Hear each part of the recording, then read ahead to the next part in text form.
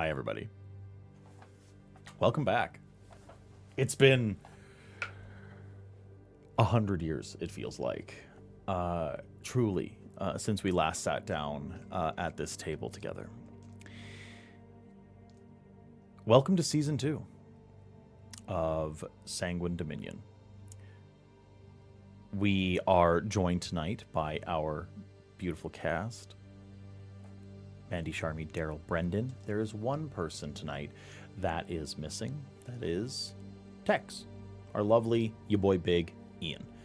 He won't be joining us this evening, but trust and believe, next week he'll be back in top form. As a little recap, where did we last leave off? Where was our coterie?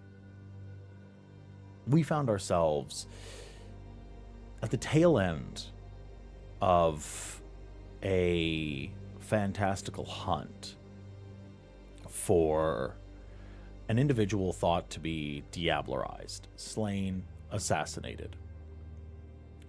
One Prince Kyle Strathcona. A few things led to that not being the actual case. And through a pretty sincere, pretty traumatic series of events, our coterie ended up squaring off against one of the primogen of Prince Strathcona's former court, one Christian Lavalle. I'll let you go back and watch those episodes and check in on those details, but where we sit now is seemingly at the cusp of an investigation into trouble brewing underneath the surface of Calgary proper. A sort of creature or collective that is propagating in the sewer systems and now more terrestrial buildings of Calgary proper. Now, rather than ruminate on what that could be or where the coterie is going right now, we're actually going to zoom in on someone that is outside of this circle.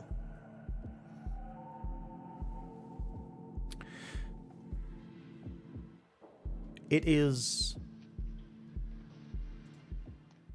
inside of a dimly lit chamber underneath the surface of Calgary. Cracked stone, old mosaic tablet work, moonlight ever so slightly filtering in. A creature that stands some 8 or 9 feet tall, bat-like wings extending from the back, chiseled musculature, gray skin with black marbling veining throughout it, stands in the center. A small dais is near the north wall, and rotting pews line the actual chamber proper.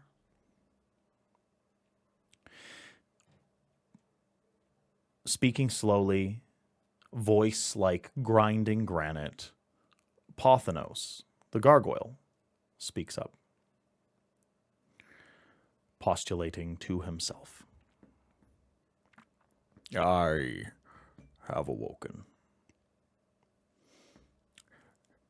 and the world has not changed. The war still burns. Vampire devouring vampire. Schemes inside of schemes. Feuds older than the city in which I stand. I had thought, hoped, prayed, when I finally stirred, that this madness would be buried underneath the dust of time, but no. It endures like me. 1,000 years it has been entombed inside my own mind, and still I remember. Not all, just echoes, a hearth, a name, my lover's voice, before the blood, and before the stone, before I was shaped into a weapon. It is clear to me now that they have stolen that life. It was torn from me, they tore me from it. And yet I still remember enough to hurt. And now I walk this world again, free of the chains that once bound me. But what is freedom to one who was forged to obey, to fight, to protect that which I was forced to love, now with no master and no purpose? I wander. And the cruelty of it all is that the only voice that I have grown to trust is one of them. One of the butchers that cut me apart, sewed me together, cooked me down to my base, and forged me into steel to be used. But they speak gently now, with remorse, with guilt. I believe them,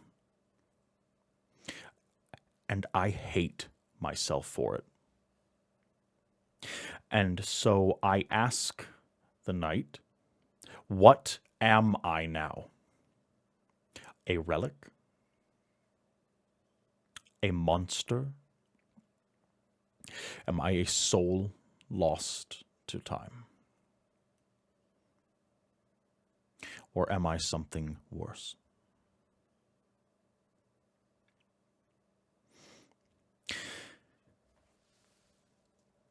The large figure stretches their wings, bits of stone brushing off his feet, cracking the masonry beneath it. He sits on the dais, puts his head into his palms, and the gargoyle weeps.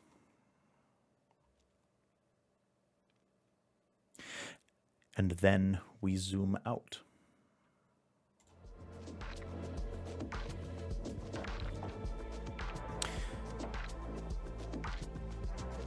It has, for our coterie,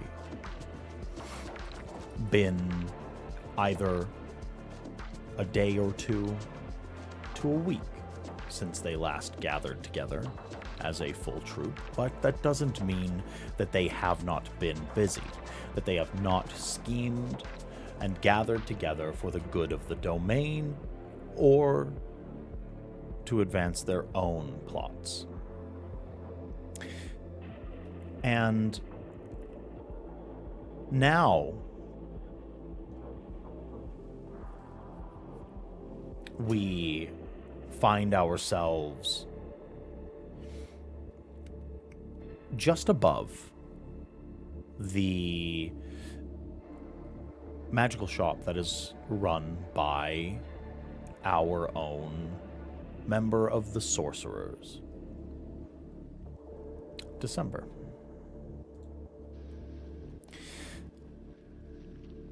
December, you are enraptured.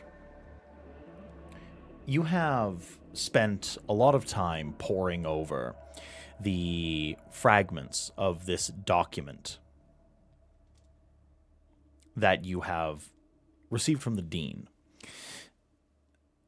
And while it's nice to, pour over it with your own eyes, you have certain secrets and certain methods that are a little more direct, a little more brute force, a little more supernal. I ask you, what does it look like as you draw forth Vitae in order to pull and scour the secrets of this tome? December is kneeling on the floor in her upstairs workroom of the shop.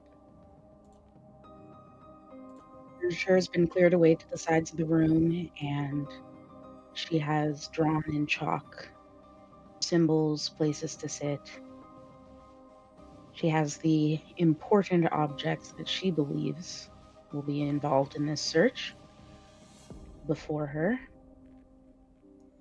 2 grimoires she knows of that are in her collection, other important books around. And in her hand, the long dagger. Multiple glasses, goblets, I should say, of Vitae are sitting before her, and she prepares herself to call in her blood.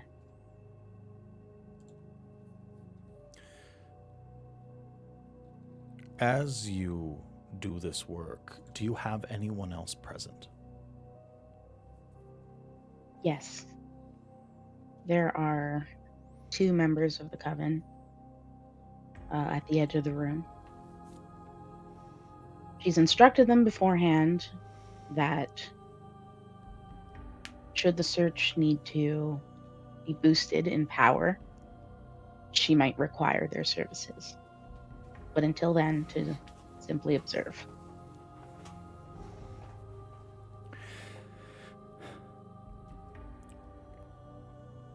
As you stand over the document, could you please describe exactly what you glean out of this? And could you please make the appropriate roll? So the goal is to investigate what information is within the grimoire related to soul shards and diablerie. And so, like, thinking that diablerie is like the base category, soul shards is the specific, but anything related to each of those within these ancient tomes that she's kind of picked up the surface level information of, but not dug deep as of yet. Okay. And I believe you need 3 successes? Let's see. Okay. Anything from 2 for a single letter up to Right. 5 for encrypted information. So I believe it will be up to you, but I'm going to make a rouse check, and then I'm going to do an intelligence blood sorcery. So, check first.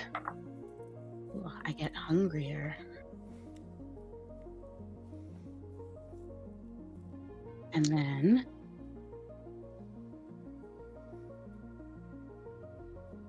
I forgot how many.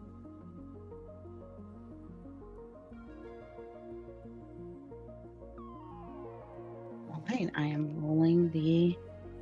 Yeah. Oh, come on.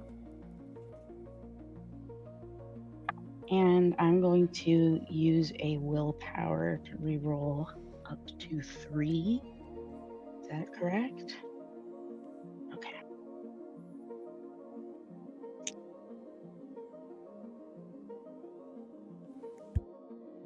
Five successes.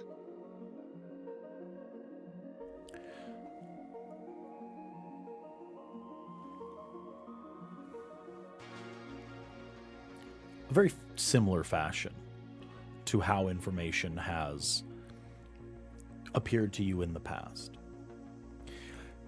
It's been abstract. You've, rather than had, grand codified insights that are just shunted into your brain, your magic takes a far more physical and almost grounded form. The letters leap off the page, grabbing hands with one another as they become these anthropomorphic, bipedal, humanoid, almost like figures.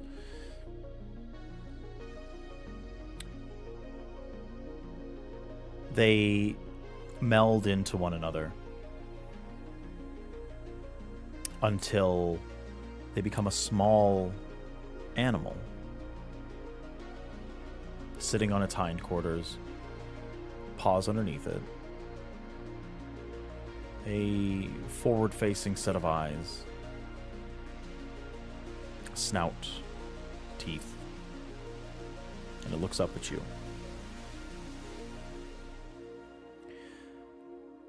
And it speaks. What do you expect? What do you want to learn? Are you running out of time?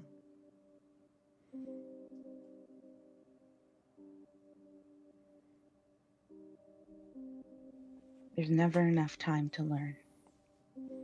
I need to know more quickly about the soul shards and the power that can interact with them, remove them. Remove them? No. No. That never happens. It's part of the curse. We live forever. If you don't end it, and you decide to consume, and the last breath and the last thick, slug-like vitae is drawn out of one of ours into another of ours, and you keep drinking, you reap what you sow. Some stains don't get removed. That stays with you. You sit with that. I can tell you something, though. It goes all the way to the top. You want to know about shards? You want to know about diablerie? The amaranth is what we call it. It goes all the way to the top.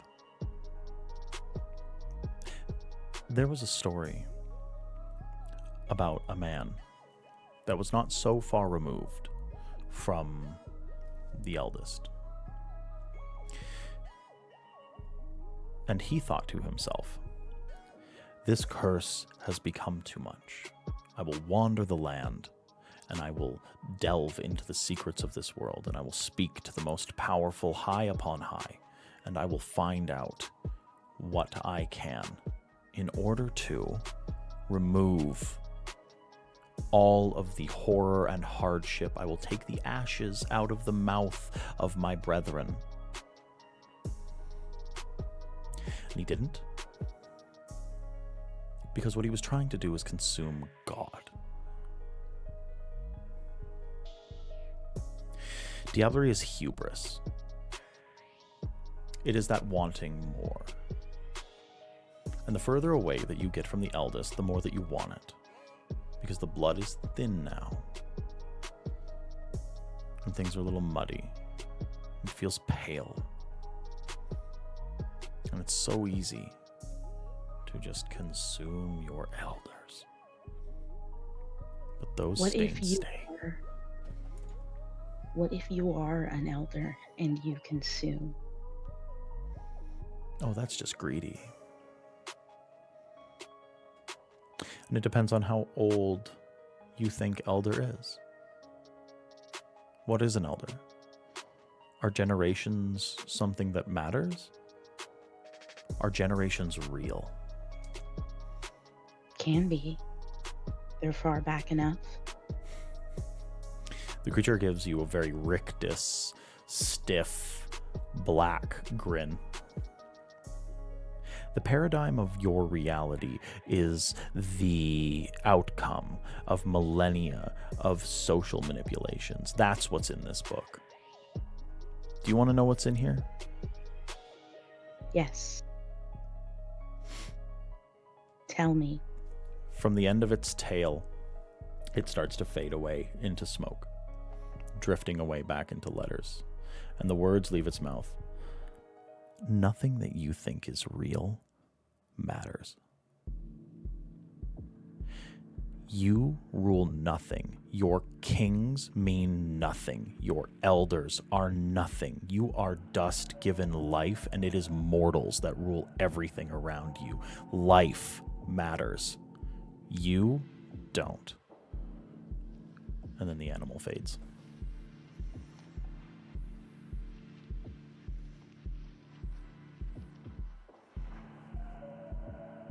December sits perfectly still, staring at the place where the creature of words once was. She ponders this because, in a way, she agrees.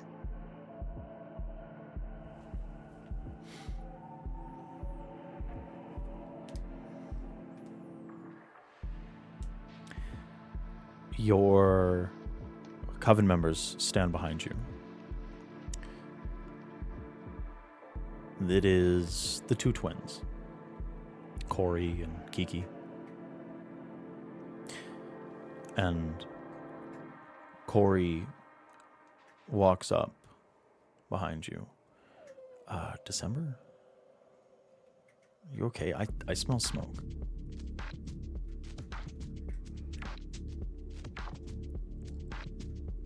It's just an after effect of the spell.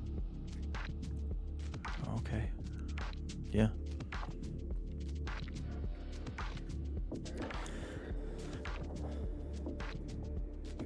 It worked. Not that it helped, but it worked. Is there something we can do? Do you need to write anything down? Yes, bring me the book. And by the book, she means her personal tome. Right. Chock full of her They bring you your most important notes. They bring you your personal grimoire and lay it out on the table for you. And does that feel appropriate to zoom out? Perfect.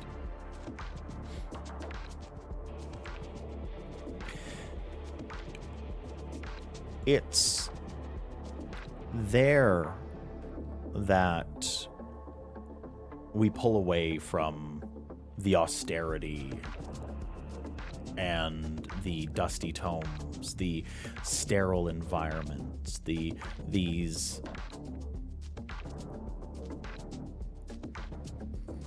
stacks that are inside of Midnight Moon Magic. And we find ourselves in a far different venue. Music thrums, neon lights line the floor. There are plush rooms. A new nightclub has opened up within Calgary. One that's been worked on for some time. It's called the Wolf's Den. It is very reminiscent of the elegant parlors and gentlemen clubs that are in the highest echelons of Eastern European society. somewhere between bohemian and a den of inequity. It's there that we find Lupe. Lupe, you find yourself surrounded at a circular table in a private room by supple, warm, gently scented, eager flesh. Of course. There's one individual who is one of your own. That being your club manager, the one known as Inez.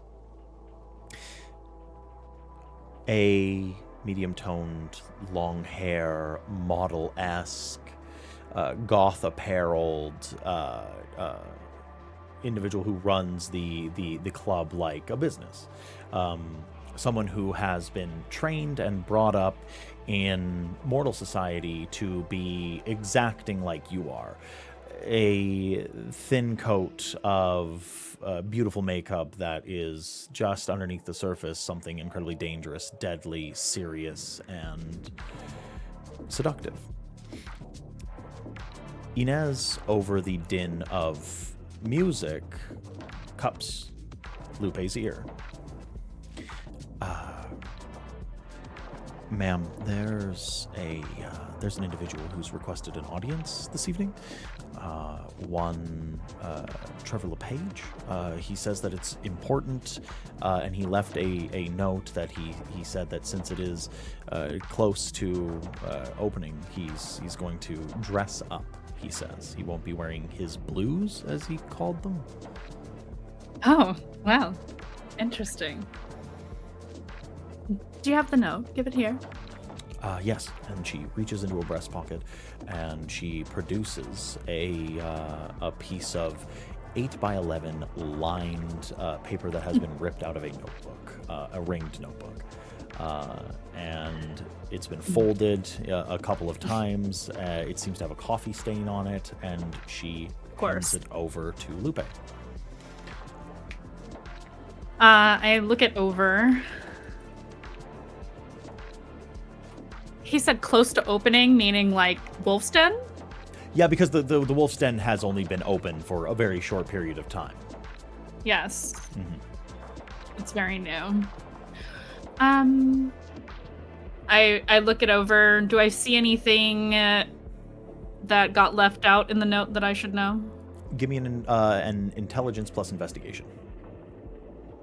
Question: Is our hunger level the same as it was last session, or is it reset? No. Absolutely, you've had the okay. chance to feed, and your hunger level should be 1. Got it. And what am I rolling? That will be intelligence plus investigation. You got it. I'll hear arguments. As always, I like to impress on folks. I will hear arguments for other attributes and skills being used, but go ahead. Intelligence. I hadn't scrolled down far enough. Investigation. Okay. Wait, is that right? That's not right. Sorry. I rolled not the correct amount of dice. That's okay. Let me take one away. Right. Yes. There we go. Boo. 1 success. 1 success? Yes. You look over the note, and the only thing that you can really glean out of your cursory glance at it is that it was written pretty exacting. It seems as if he's trying to write neat, so to speak. Maybe give a little bit more of a professional air. Oh, okay. Well, I will hand the note back ever so carefully, ever so gently. To Inez. Is he here? Is he waiting? He is. Yeah, he is. He is sitting out in the bar area. I believe he's just having something to drink. Got it. She turns to her guests, who really are just a bunch of kine, pointless, useless. If you'll excuse me for just a moment, I have some business to attend to. And she will rise from her seat. Lupe is first outfit of the season. Oh my god. She is wearing very appropriately to the occasion. She is wearing a corset that's kind of satin looking with a metal golden snake that seems to be like formed around the corset that leads up to the bust and circles around. So that the head of the serpent is just above the bust line. And long pants, heels that the actual heel aspect is another golden snake.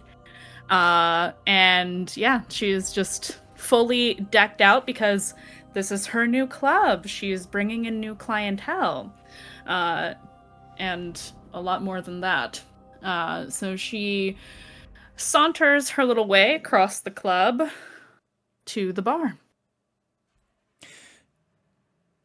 With a slight protest from the kind gathered within the room, clamoring for your attention in small, minor ways, but eventually acquiescing. The crowd parts as Lupe passes through the dance floor, passes the stand-up bar, and eventually hits the more private one that is reserved for special guests and individuals who have been invited.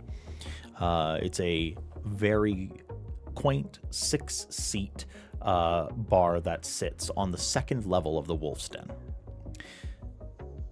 Sitting there, the only patron is Baron Trevor LePage.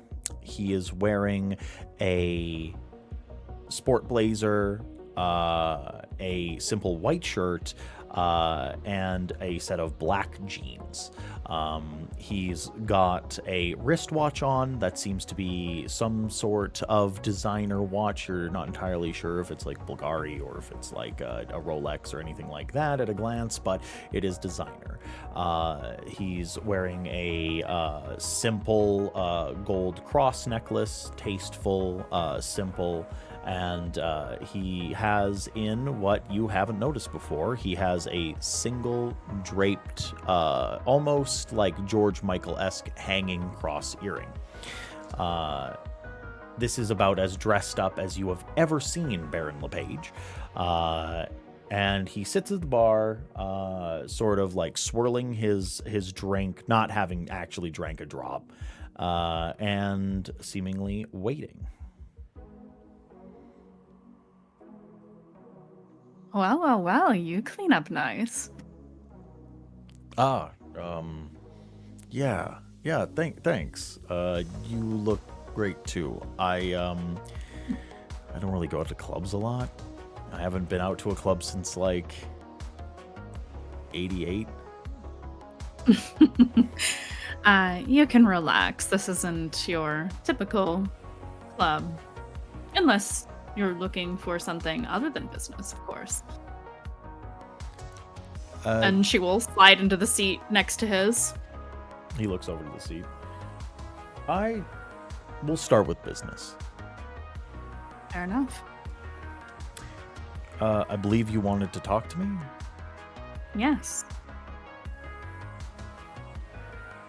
Well, it seems with everything going on, the list, everything that we need to look into, that, if I may be so bold as to say, you might need some guidance, some assistance. Almost as if it's rhetoric at this point. He rattles off a statement. The the movement can use all the help that it can get, and I would love to start tracking down the individuals that are on this list, especially, and he looks around, and then he looks to your bartender, and he's like, is he on the line? Oh, they're fine. Okay. Especially fucking Grafton. To be so blunt, that bitch is on the chopping block. And if we can take her out, then Good. I'm so ready to do it. Well, if you want to talk about real plans, while this is a relatively safe space because it is new and no one knows to infiltrate it yet, perhaps we should retire to another location for the moment. Yeah, we could definitely do that. Follow me. And she will get up promptly without giving him the chance to get up, and she expects him to follow her. What you don't see as you saunter off is he like looks around. He's like, yeah, and then he like gets up and then and starts following after you. She will lead him to a side room that is marked employees only, and it is an office. And she will close the door behind him once he's in the room with her.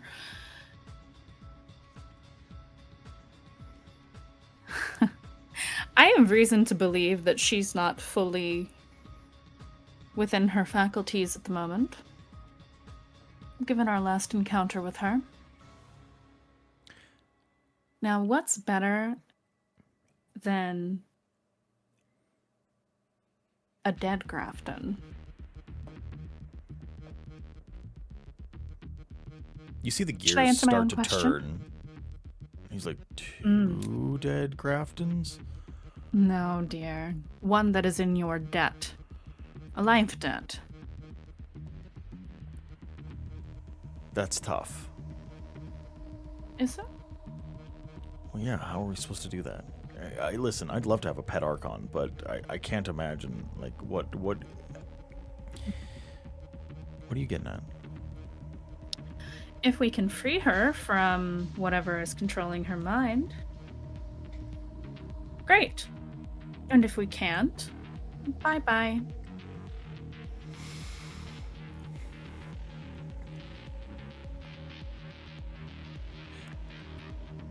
Are you talking about extorting an Archon?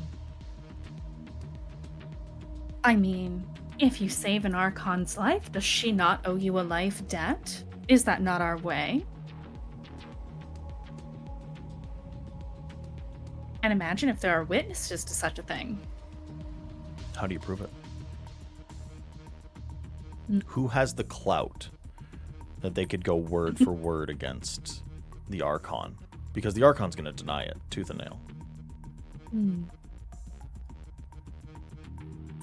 Well, I'm pretty popular these days. You have quite a lot of clout. Perhaps I could find someone in the Camarilla to witness such things. We have so many options. I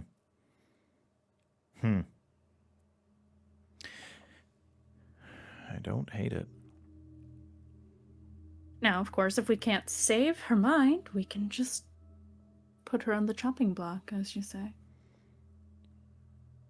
Yeah, I guess if the It would other certainly make plan my is- life a lot easier, but I would much rather have a pet Archon.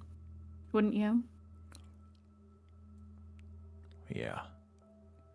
We could actually get the Camarilla out of this fucking city. For good. Exactly.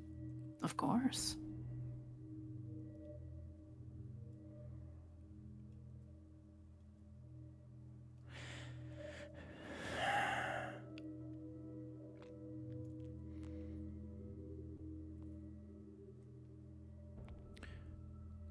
You and your coterie. Do you really think you can pull it off? I mean, really. I have every faith in my coterie. And more importantly, every faith in myself. I have faith in you. That's good. I have faith in Deacon.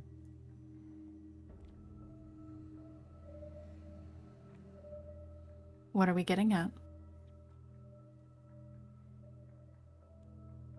You have an ex-cam warlock working with you. Aren't both Deacon and myself ex-cam? There's a layer that gets added when you're ex-pyramid. I've worked with them before. It's the only time I've really been bitten and had it stick. Couldn't the same be said about Ventru? Couldn't the same be said about Ministry? There are rules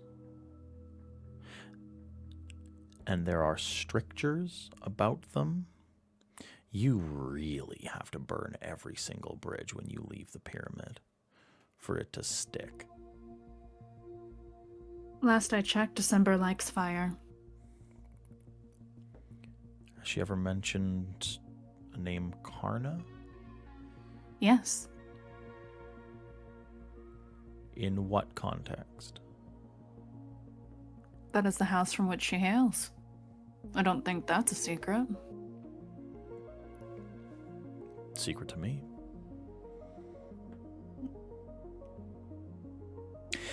Perhaps not amidst the coterie. Okay. Well, I'm not opposed. I think that this is a decent plan. What do you need from me? I love that question. Just the usual assistance, resources. Take care of my boy uptown. I know he's undercover currently. Is he? Perhaps. Maybe. You'll never know, I guess. I would like to roll a wits and insight versus a charisma subterfuge. I love charisma subterfuge. Yay! So many dice. I believe for my specialty, I get an extra dice. Yes, you do. Mm-hmm. Notice I didn't say what that was. Alrighty. That is... Oh, very nice. 4 successes. And I'm gonna burn a willpower just for the hell of it. Okay. To re-roll the 3 that didn't. Nope, still 4. If anything has actually registered on the Baron's face, it's just confusion. He's not entirely certain what you're talking about, or if you're actually just leading him on. He looks to you. All right. Well, I guess we can be a little granular about it. All right. What specifically do you need from me? Do you need money? Do you need influence? Are you needing muscle? What do you need from me? Depends on for what. For the Archon? All of those things. Well, you say that you're going to free her from her bonds. She is a terribly powerful and influential individual. I am presuming that we are going to have to block and cut off some of her money, her influences, her favors that are owed to her. We need to black out her ability to move and shake within Calgary. I can help, but my help only goes so far. If you need,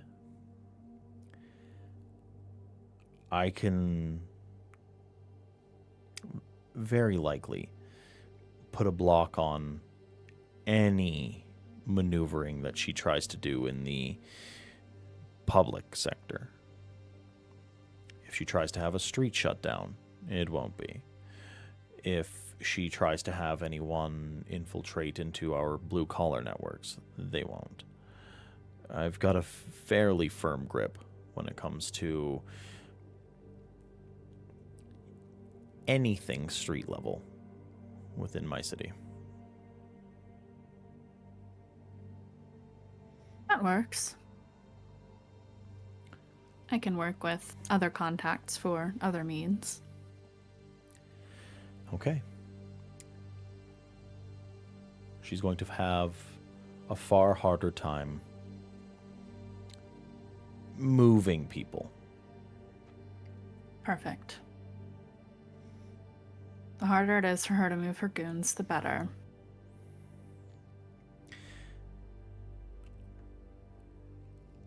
You know, I don't think we've ever really talked about it. I mean, really talked about it. Talked about what? Why did you leave the Camarilla? Oh, this question. Everybody asks this question. I'm not asking in a professional capacity. I've been playing this game for a long time. The Revolt versus the Tower. It's a game.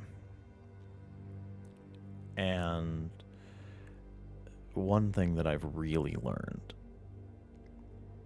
after being on this side for so long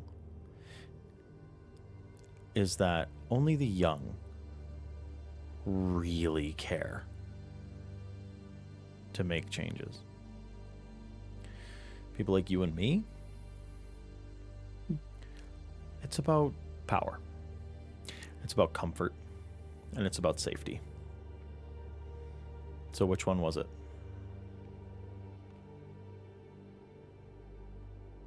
Does it have to be just one? No.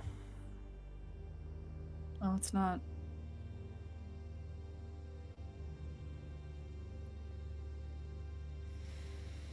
So what did it? Couldn't stomach it anymore? The bootlicking, the abuse, the oppression, the knowledge that at the end of it all, no matter how many rungs of that ladder you climb, it goes right up to the sky, and there will always be someone ahead of you to kick you back down.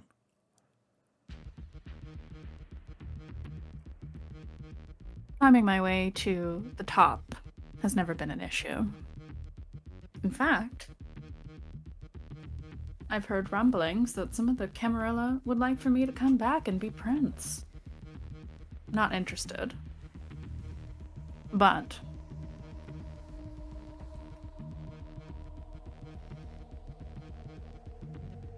I had had enough.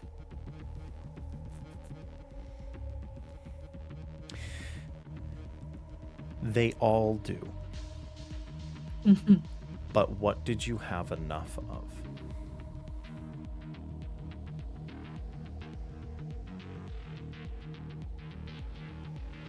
I had had enough of being used and treated like a pawn. I think you, of all people, should know I'm a lot smarter than that.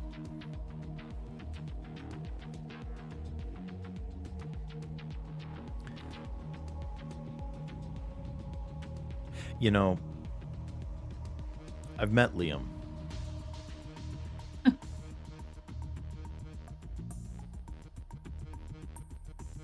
All right. I don't So get have it. most leaders. I don't get it. Don't get what? I met him when he first came to the city. When I was just an anarch. There was no dreams of being a baron. We were allowed to live here.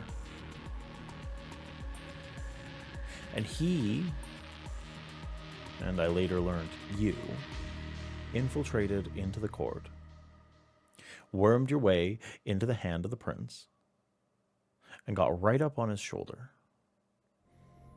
So,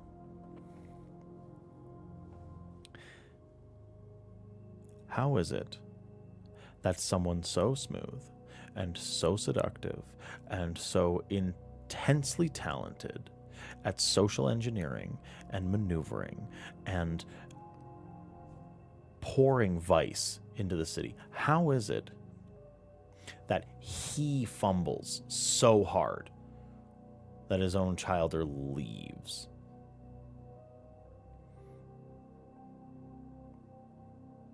Without getting into the nitty-gritty, I warned him, and he did not listen. I gave him a chance to right his wrongs, and he didn't.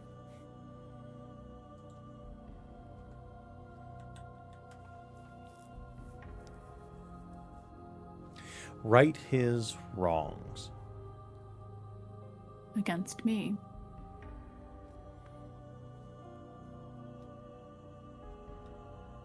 What did he do?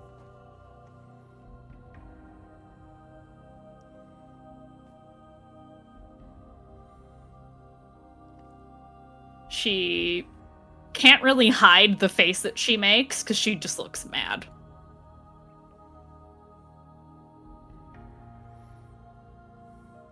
He did not place value in what he had.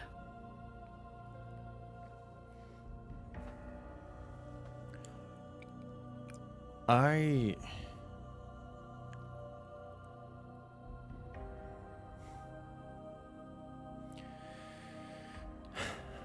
doubt that that's the whole story. I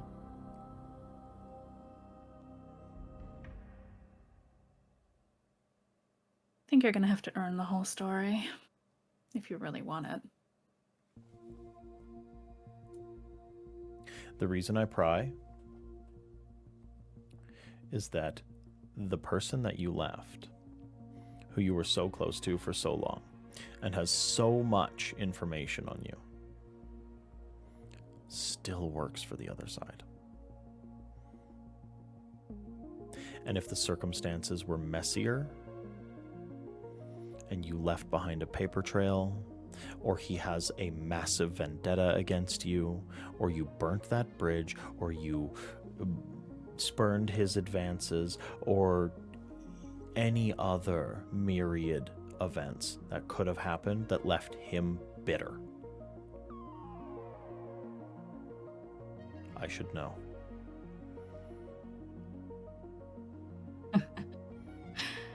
Well, if anyone should be bitter here, it's me. He's the one who fucked up, not me.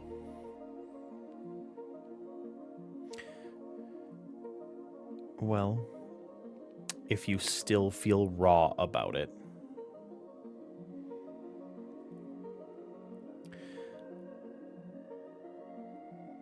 maybe you should try to bury that hatchet, or put him down. I'm not going to push you one way or the other, as for the moment, this is your problem. But I've seen enough kindred love to know that it gets very messy, especially when you mix politics into it.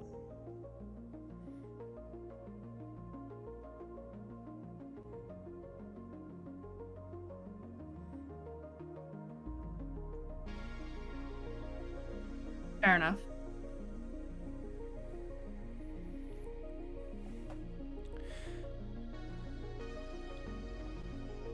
That all being said,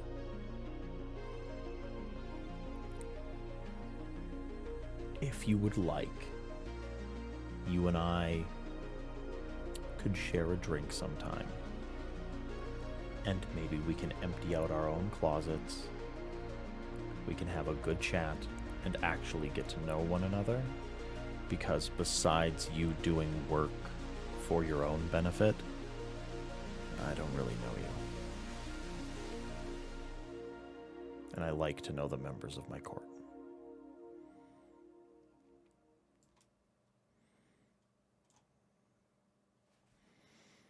She looks down to the desktop that she is sitting on at some trinket or another, something overpriced and plated in gold, and looks back up at him. You want a drink? We can drink sometime. I would like that. All right.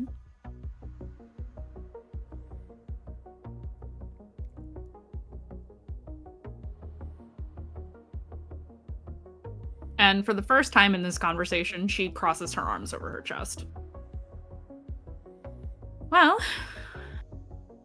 unless there's anything other official you'd like to discuss. I don't want to take up too much of your valuable time. I'd rather not have multiple conversations like this. I want to get to know you. All right. I want to get to know your coterie. I want to trust Deacon. I want to trust Uptown. I want to know that December is not something that is going to become a problem. Texas is a good man. That I know. But Yes. I foresee us, specifically you and I, working together as peers and getting far closer when it comes to the matters of the city. And it would behoove us to, share some stories. All right. Let me know when and where.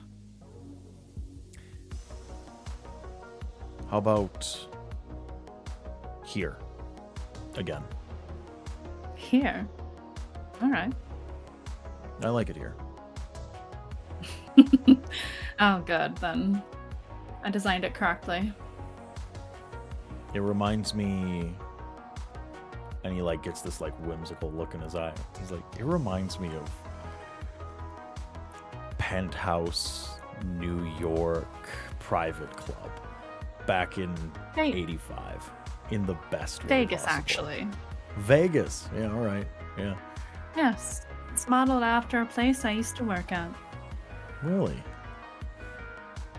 Here's a little story for you. In case it isn't abundantly obvious, given that she motions to her office, given that I run this place. I used to be a working girl. Different kind of work. Certainly not the collar type. Huh. That's, I know what it's like to live in the street, LePage.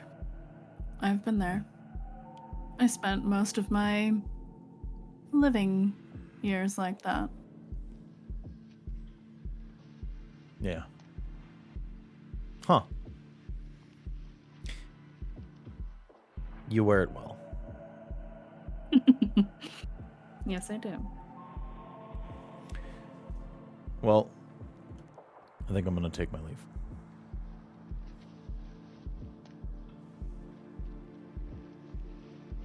Farewell, then. Let my assistant know when you'd like to have another meeting. A little notice would be helpful.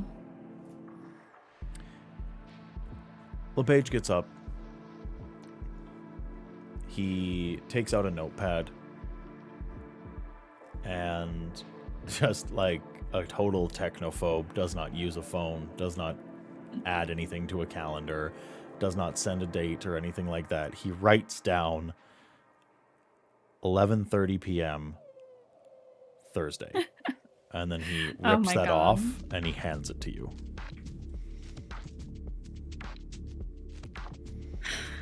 You'll send me text messages, but you won't text a meeting appointment. Well, I'm here right now. Yeah, I'd like to do it this way. I don't like texting. Noted. Maybe my future communique will be by way of courier then. Send a pigeon.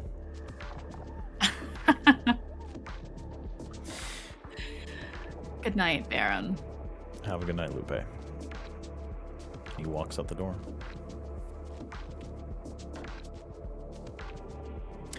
We're going to zoom out.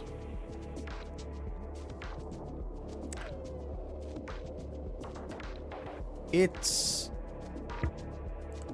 a bit of a shift, but not intensely so. Plush carpets, austere furniture, stained glass, stone walls, high ceilings, art, but of a more theistic slant. We find ourselves in one of the foremost Catholic churches of Calgary. Our Lady of the Bleeding Heart. We find ourselves on one side of a confessional booth. Deacon Hill sits inside of that booth. The partition veiling a different individual sitting on the other side. Deacon. Yes. You find yourself sitting across from an individual who, for a very long time, had intended to groom you into their clan. A person who now acts as a mala, a true ear and point of advice. Someone that you've gone to for some time. Father Mario Giordano. He sits on the other side of the confessional booth. You can see the hint of his white collar, his black parishioner's robes, his slicked back hair, his black brows. Good evening, my son. Tell me. Good evening, Father. How have you sinned? Oh, let's see. I've probably shot a few people, threatened a few people, had lustful thoughts, had lustful activity.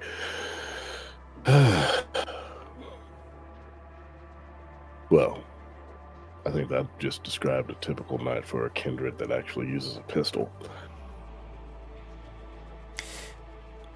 Now, I could tell you to say 50 Hail Marys or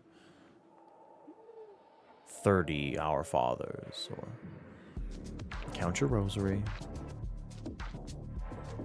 Or were you looking for advice on how to sin better?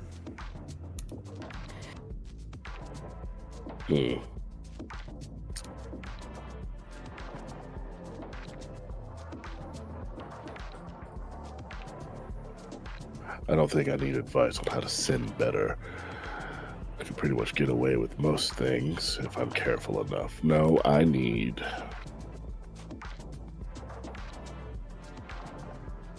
You know, I'm being vexed by something.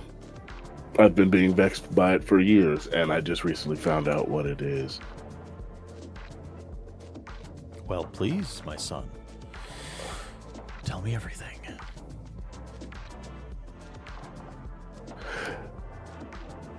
Storyteller. Mm-hmm. Mario. Yeah. How much of his history do I know?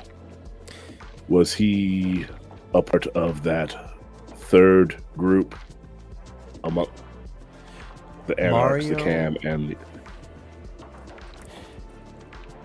We're going to take just a gentle step backwards, and we're going to describe what Deacon Hill knows about Mario Giordano. Gotcha. Mario Giordano was a pack priest turned bishop in the city of Calgary long before Kyle Strathcona decided to flip sides to the Camarilla. Mario Giordano is a sinner through and through. He is a bad man. This individual has killed, fucked, sucked, destroyed, and corrupted his way from the very bottom of vampire society all the way to a lofty position as an advisor to any who will listen. Mario Giordano, on paper, is now an autarchus, supposedly outside of the realms of the Camarilla and the Anarchs. A powerful enough individual that he gets to act independently. He runs the church. He pulls strings in such a way that the religious that operate within Western Canada bend the knee to him. And in doing so, he has become indispensable due to that iron grip. Mario Giordano also wanted to embrace Deacon Hill. Saw the potential. However, Deacon Sire got to him first. But Mario, being the non-spiteful type, has kept that olive branch extended and has made on several occasions an offer for Deacon to come and join the La Sombra, the Brethren, join the congregation. Now, that is what you know at surface level. Former Sabbat turned Camarilla turned autarchus. Now, so you said something was vexing you. There's something ancient in this city.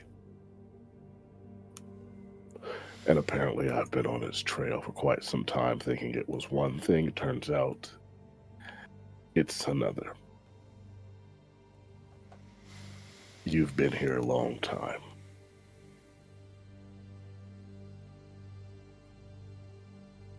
Mm-hmm.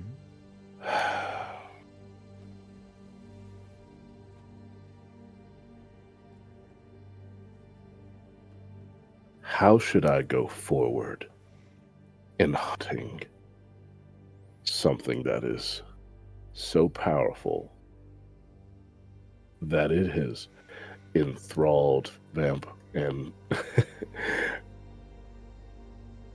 I know this is strange coming from a kindred older than myself, but you know what I mean when I say older than myself. Most everyone's older, but I'm talking about on par with you. How would you go about subverting something that is ancient and terrible? You know, there's a really good point in history, a very important pinnacle of revolution that happened some 600 years back when it came to this exact thing. Old, codgerly, tight-fisted, thin-lipped, pale, calcified elders pushing their luck by being flippant with their responsibilities to their youth.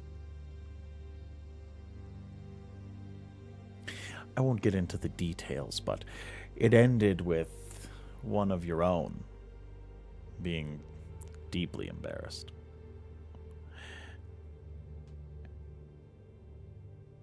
But I don't think that was necessary. Hardestat was just a symbol. a symptom of oppression, plain and simple. But how we did it was numbers. My boy, you simply have to throw enough fodder into the chipper until it jams. That's how you do it. That's how we did it. You can have a couple of sparkling individuals, but I think the wheat will separate from the chaff eventually. You just ghoul sire, take what you want, use it the way that you want, and then eventually the thing that sleeps under the city, this deep, dark, horrifying monstrosity, this machine of destruction will have its cogs jammed up with the flesh of those that you have thrown into it. That's how you do it.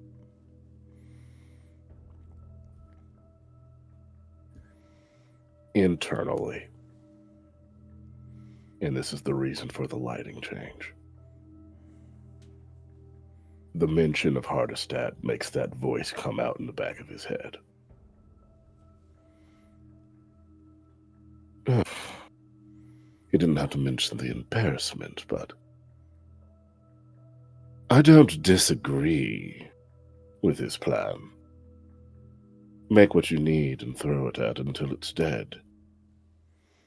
And then the adulation and the bowing at your feet and all the things that our clan is deserving of.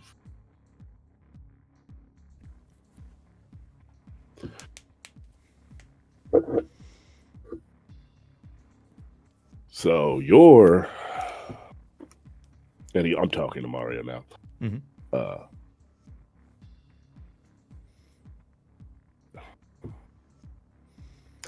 I'd be lying if I say it weren't a bad plan. Well, no, I'd be lying if I say it were a bad plan. Excuse me, I misspoke. I don't do that normally.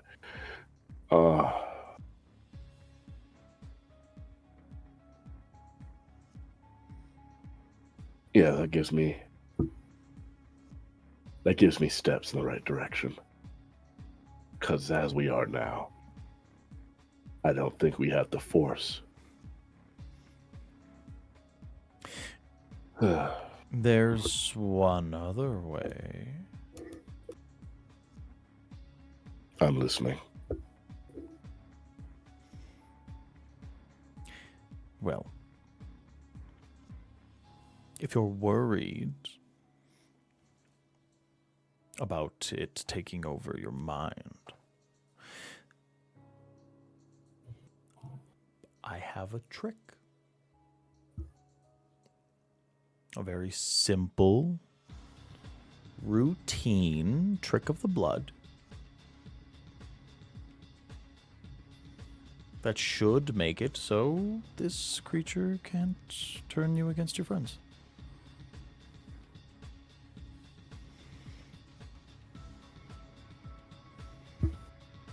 Is this something that is inherently La Sombra or something that is inherently Mario?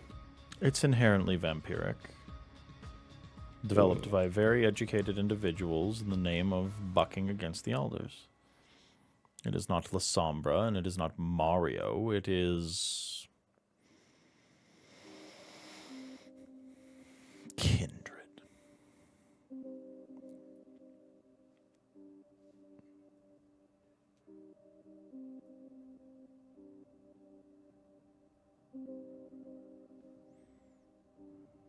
Well, what is it? I have my guess, but I want to hear you say it first. People these nights say it like it's a curse word. but it's just the Valdery.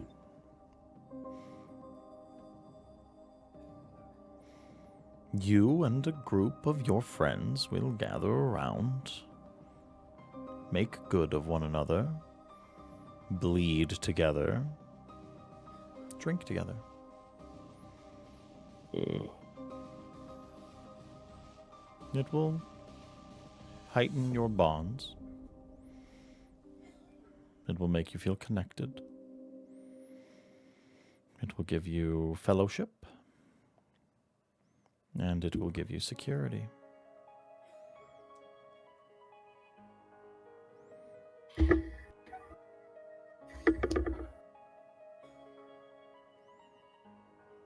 This is a sign of how young I am.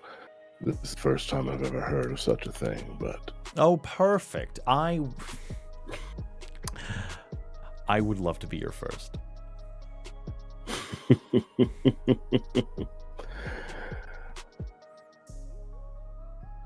No, I heard that a lot growing up when I was still kind. Never from a priest. No? No, that wouldn't have gone well.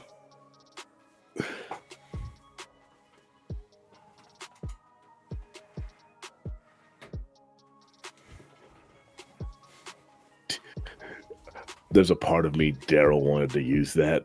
Just be like, I think there's a lupine about. But no, I do understand. If you have trepidations, that is fine, but I do encourage it. I would never want to force you into something that you didn't want to do yourself. I'm just here as a tutor. And I appreciate it. You've given me a lot of information, and for someone like me, information is a weapon in of itself. So as always, I thank you for your patronage. I'll keep you updated with the ancient thing under the city. It's not just any monster. It's one of the oldest of us. In case you wanted to warn your flock. Deacon, that's what they all say. I am the oldest. I am the most terrible. I am the creature under the earth. I am the monster on the hill. You will fear me. I am strange and I am alien. It didn't say anything. We found it. Others found it sleeping.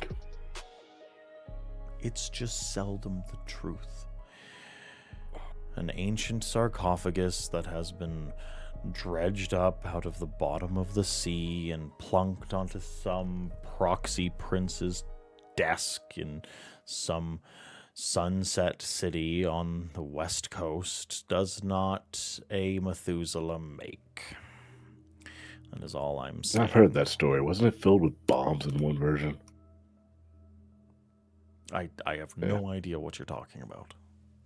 Yeah. But regardless, I'm here if you need me. And I appreciate it. Oh, like as I said, I'll keep you updated. Please do. For now, I have an investigation to get back to. I feel that's an appropriate place to zoom out.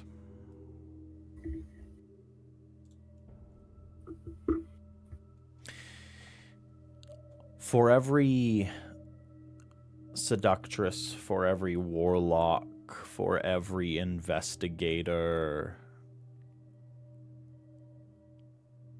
there's a little freak boy pushing his dirty fingers into the underbelly of the institutions of Kindred society.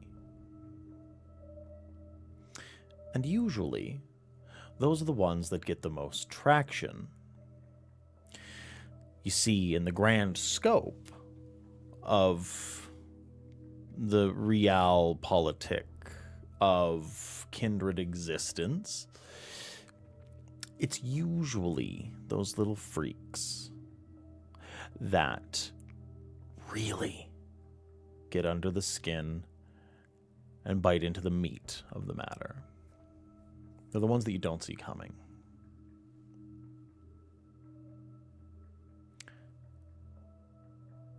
We're in a boardroom.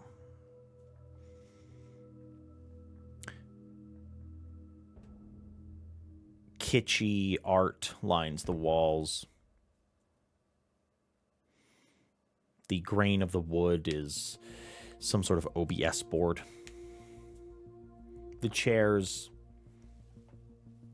not really comfortable. It's that paneling, that faux carpet, rug-like paneling that lines the walls. The fluorescent lights that dot the ceiling.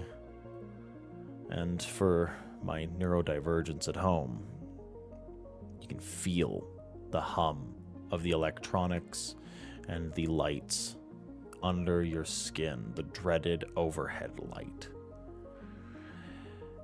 It is all of the horrible corporate banality condensed into a single room.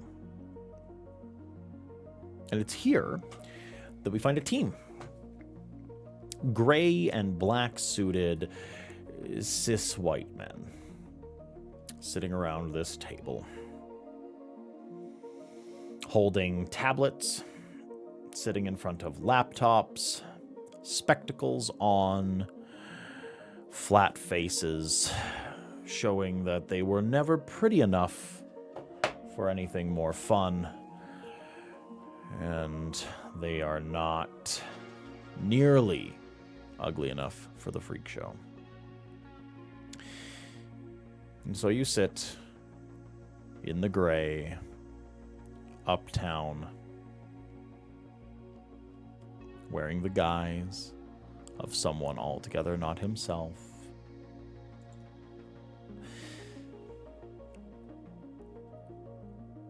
You, one of these caucasity-filled finance bros, speaks up.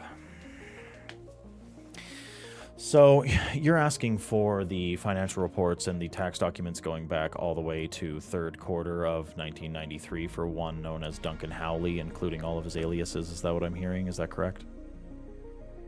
Yeah, that's right. Okay, tremendous. Now, you have offered in exchange as recompense in perpetuity until the end of the universe in all of its forms, the offering of the disciplinary power auspex, up to 2 disciplinary powers inside that subset. Is that correct?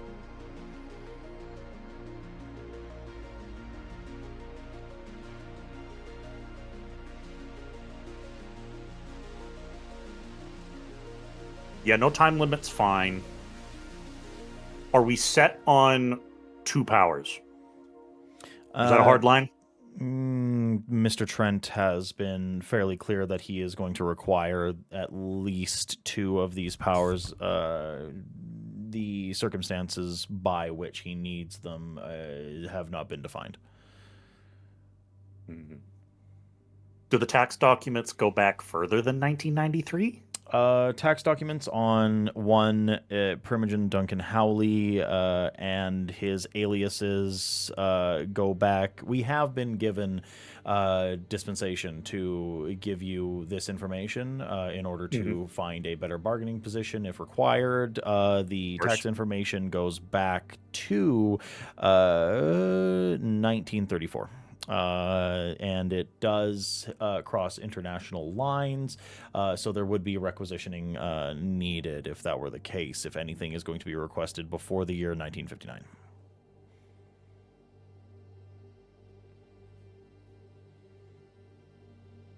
I assume that additional requisitioning would require a little bit more something on my side of the bargain. We have a direct line to Mr. Trent. If Mr. Trent is to be contacted, he has a list of wants, demands, ready and waiting, depending on the severity of the ask on your end. Okay. For an additional minor boon to be called in at Mr. Trent's leisure, could we go back to the very beginning of those tax documents? Is that amenable? 1 second. You hear the click-clack of a shitty non-mechanical keyboard, something that you would find in a Dell business laptop, like a ThinkPad or like a Google Chromebook, or something like that, like a very gross, like... And then you hear the distinct, I'm sorry for my corporate girlies, the distinct ping of Slack. It goes off. Yes, but there is a caveat on placement. Mr. Trent would see that boon called in very likely before the end of the meeting. He has a favor in mind. So your timetable notwithstanding, he has not mentioned the specifics of it, but he has not inclined to tell the team specifically what the call-in will be. He has mentioned, though, however, that it goes against the spirit of a boon given in good faith to know the exact parameters of how that boon will be called in before the transaction is complete. No, that's totally fair. I would absolutely agree that if I'm offering a favor, then I don't really get to, make distinctions about how it's called in and all that kind of stuff. So I'm more than happy if I can pay it back right away, even better. Yeah, okay. Give me 1 sec.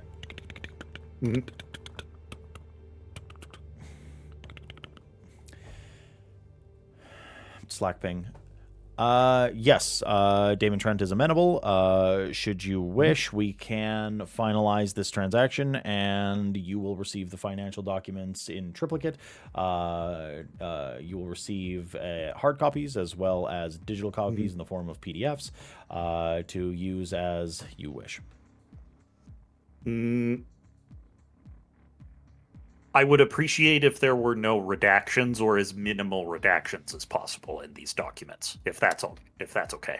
The team has been notified that the documents will be sent as is. They have been undoctored. They are quite literally just financial statements and tax records from Duncan Howley, aliases et al., back to the beginning of his financial history as we know it.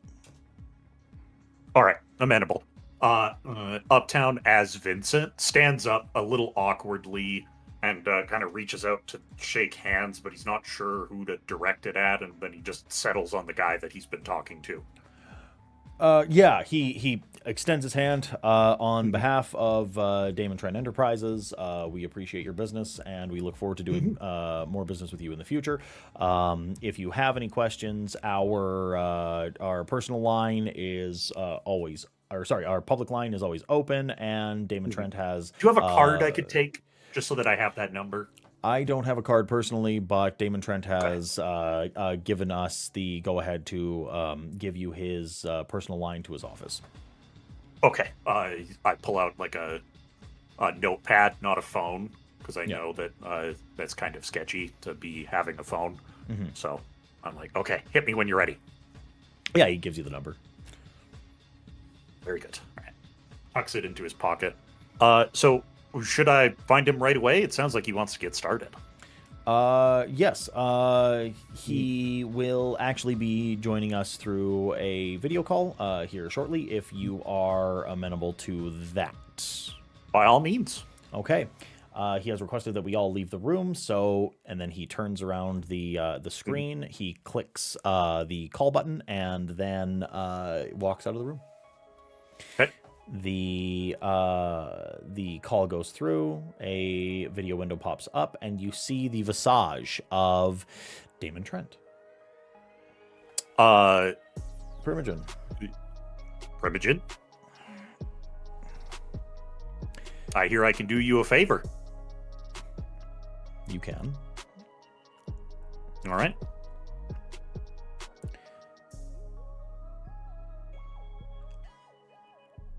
This is sensitive, and it cannot leave this room.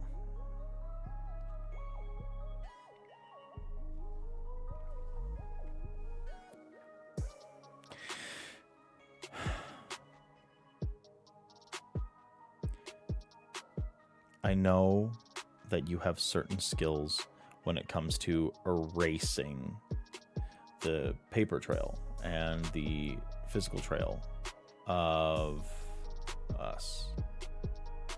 Mm-hmm. I need you to remove any information that one Deacon Hill has on me.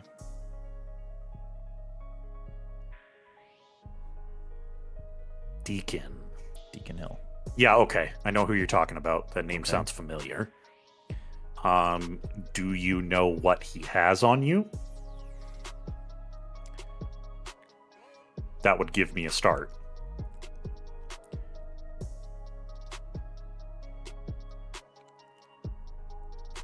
I am clanless.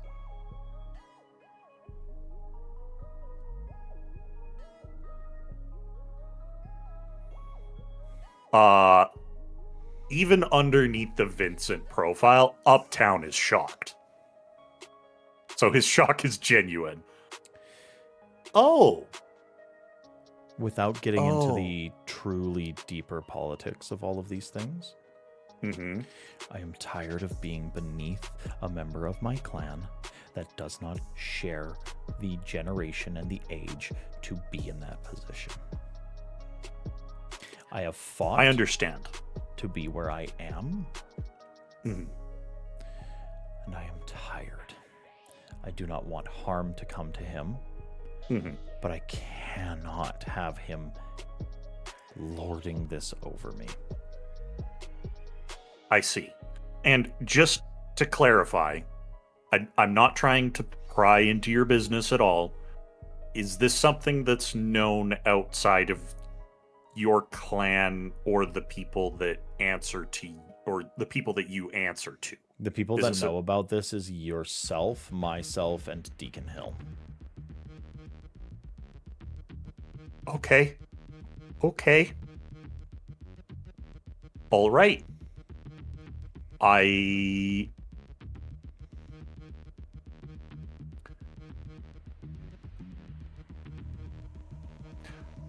can see what I can do. I would feel more comfortable having something from you to guarantee my silence if somebody asks about this.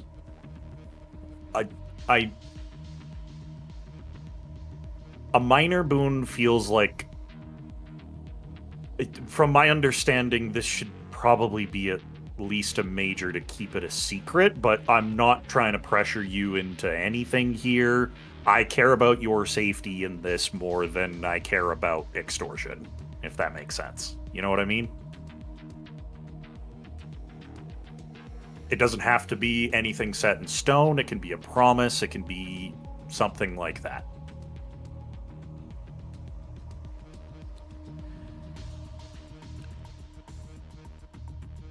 I can teach you disciplines that you won't find elsewhere. You have my attention.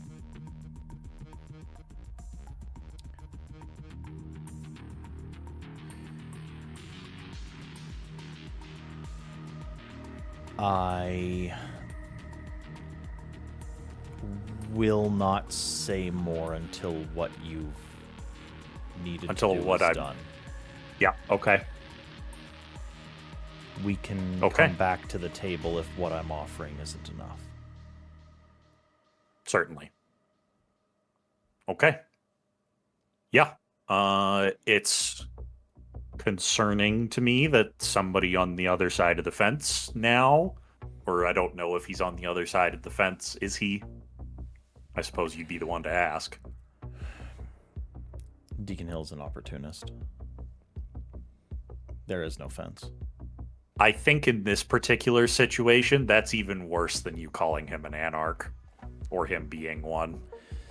Don't get it twisted. Mm-hmm. I have no malice towards Deacon Hill. He is a member of my clan, even though I do not know truly what that means sometimes. But what I do know about it is that the Blue Bloods stick together, that we support one another, and we do not betray. And in my opinion, he has broken that social contract. And it is only just that I right that wrong. We sit in positions of jockeying. We always want to have one up on one another. I respect Deacon. I find it to be difficult to stay respecting him when we are not on even ground. I'm not going to pretend I understand what goes on with the Blue Bloods, but it is a commonly known fact that you all stick together like that. And so I understand where you're coming from. I will do my level best to get that ledger cleared. I want to work with him, not for him.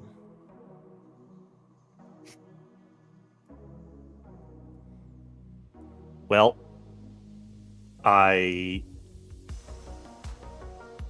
hope that your business relationship stays fruitful and peaceful. So do I. All right. Thank you for your time, Primogen. I will leave you to it, and I will get to work. One more thing. Oh, What can I do for you? This is a point of personal curiosity. Mm-hmm. Where did you go?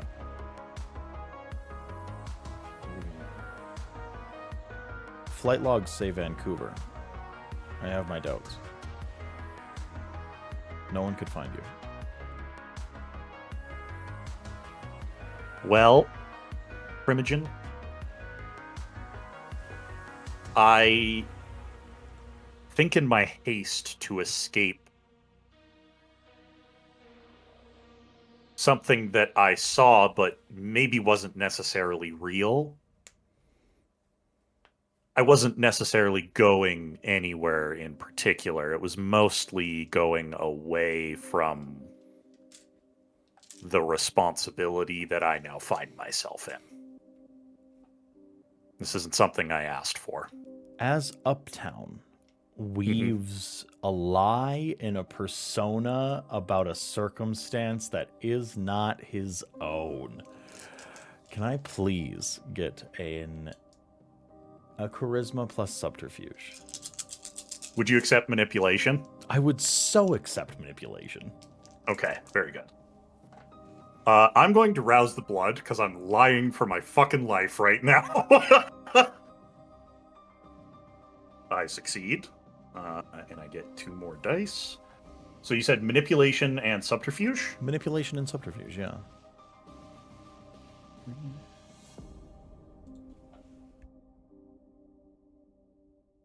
And then 2 more.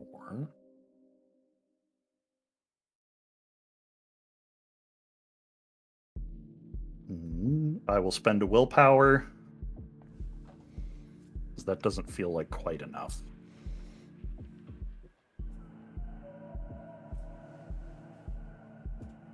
Five successes.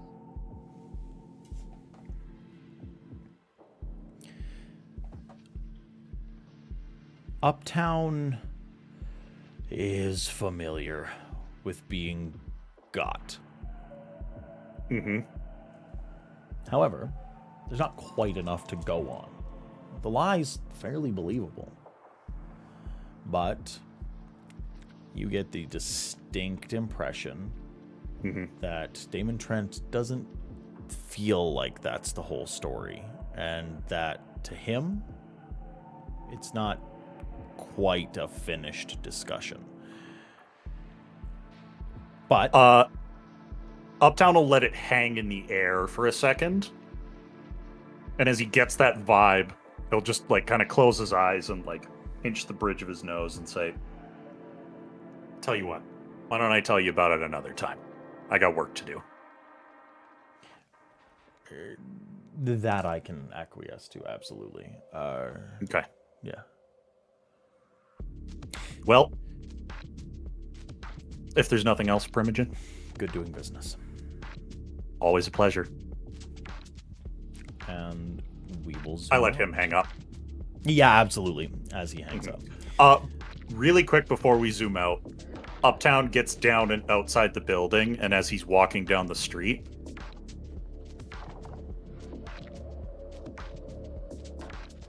feels good to be back. Toothpick in his lips. All right. Human break? Folks, that's where we're going to take our little 10-minute bio break, human break. Everyone have go drink water, go eat food, have a good little 10-minute break. Also, as always, listen to me now. Hear me for the first time this season. It's been a month, everybody. I know we might have fallen out of your mind, but please, please go tell your mom, go tell your dad, go tell your sister, your brother, your cousins, your neighbor, your local congress person. They need to know now more than ever. Tell your dog I love them. Tell your garbage collector and your mail provider. Call your ISP and tell them to give you a better rate so that you can watch us in a higher resolution. I and my beautiful cast will be right back. 10-minute break. See you when we see you. Don't go anywhere. Hi, everybody. We're back. Now, just on the tail end of that push into Camarilla territory, we return now to the stacks and esoterica of Midnight Moon Magic, the magical shop run by our local warlock, December.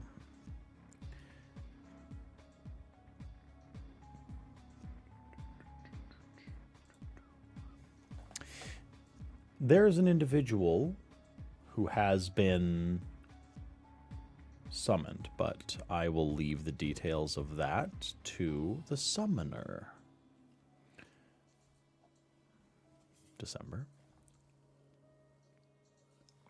has called on a dear friend to come by the shop and assist in preparing her new ghouls.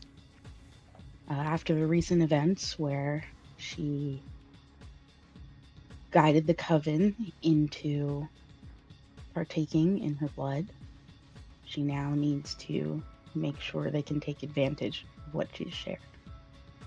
And Lupe has offered to help.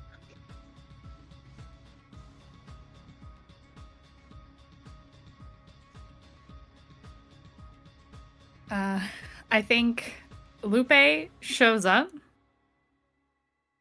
Punctual this time. Accompanied by a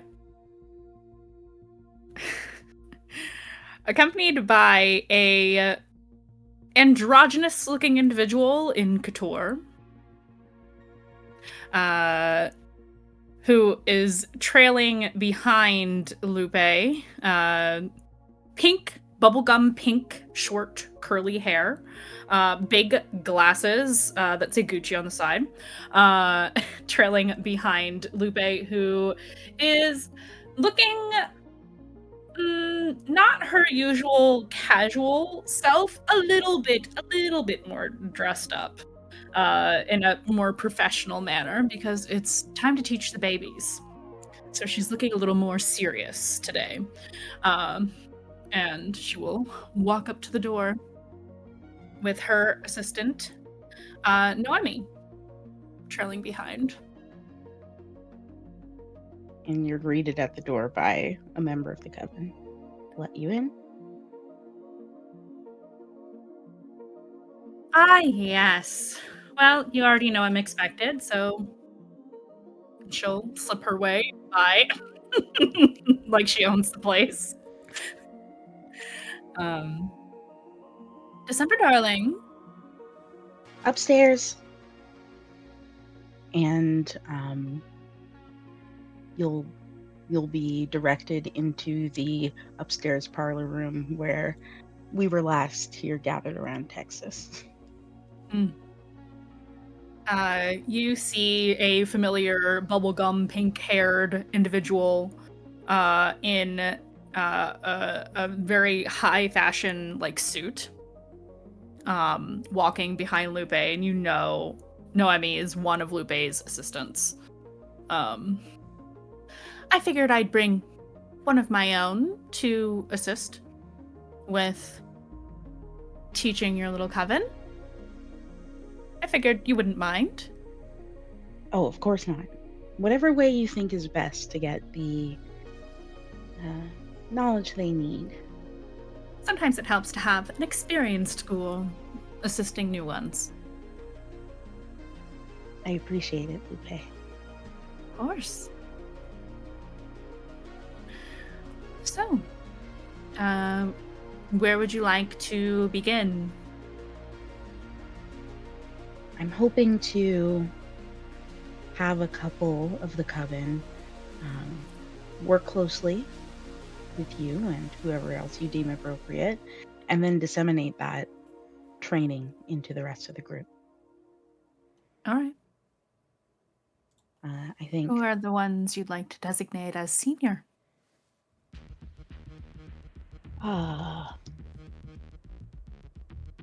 Let's say Rowan and Sandra are the two that she summons in for this.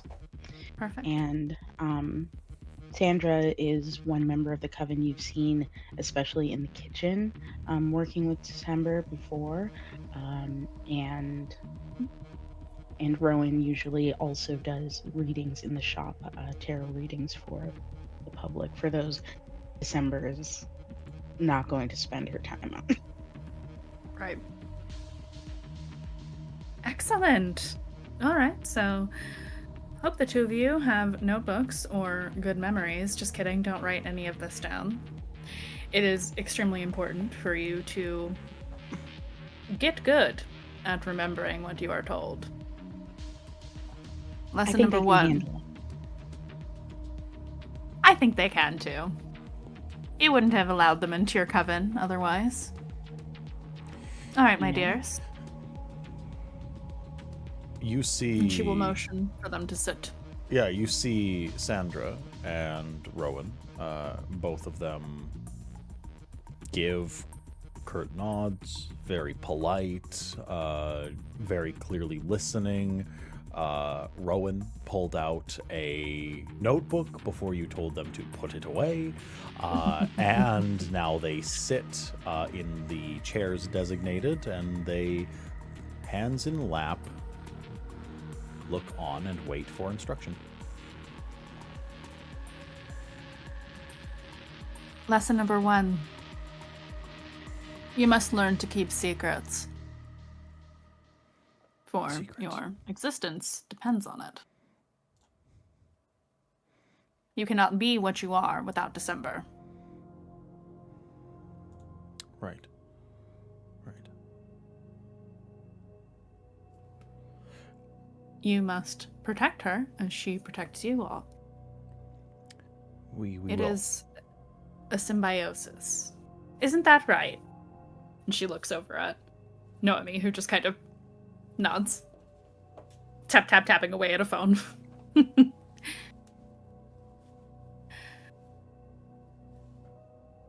So, you've probably already noticed that you may have some abilities you did not have before.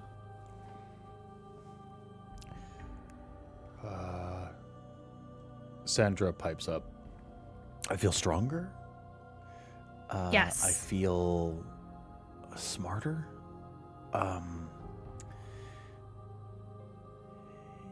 Yeah. I don't get tired. Mm. Yeah, a lot of that. And Rowan's just nodding. Something else that's lovely about being a ghoul is you will no longer age. As long as you are regularly fed. And she looks at December. And as long as you are here with me, you will be. Like ever? I'm not gonna age. Rowan speaking. Like I'm not ever gonna age ever. As long as you're a ghoul, you won't. Oh, God. And that can be for a short time. If you no longer choose to stay under the service of the Coven. Correct. Oh. So that means that I'm gonna outlive, like, my mom and dad. And, like, Most people do, dear. I'm gonna outlive, That's like, the goal. my brothers and sisters and all my friends.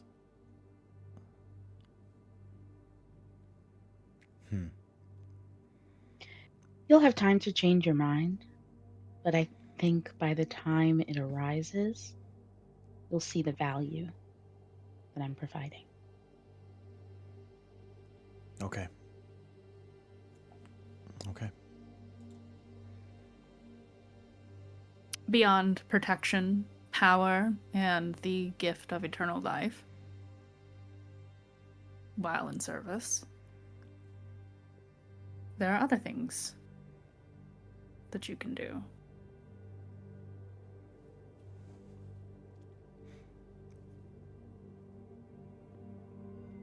You walk in the day. We don't. Which means that, just as before, you can exist the way you always have.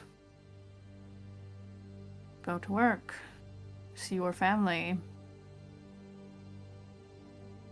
perform tasks in the daylight. These are things that will likely continue during your service, I imagine. Yes, definitely. There also comes a level of status with being a ghoul. Especially for one such as December.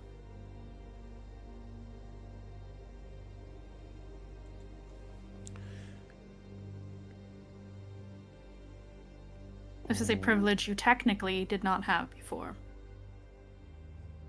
Not formally. Not officially. This means basement business, Yes.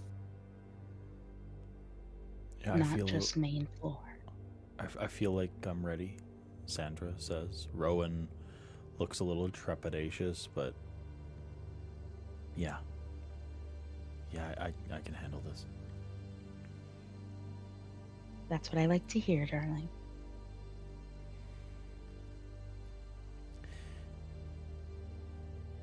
Now, What? I've brought a peer for you to interface with, if you like. And I motion to Noemi. Noemi has been with me for... How long has it been? A few decades. It's been 19 years. Ah, almost 2.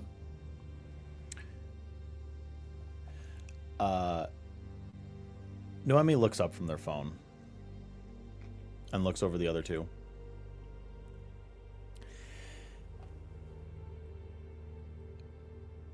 My Mistress Lupe has been incredibly kind to me over the entire time that I have known them.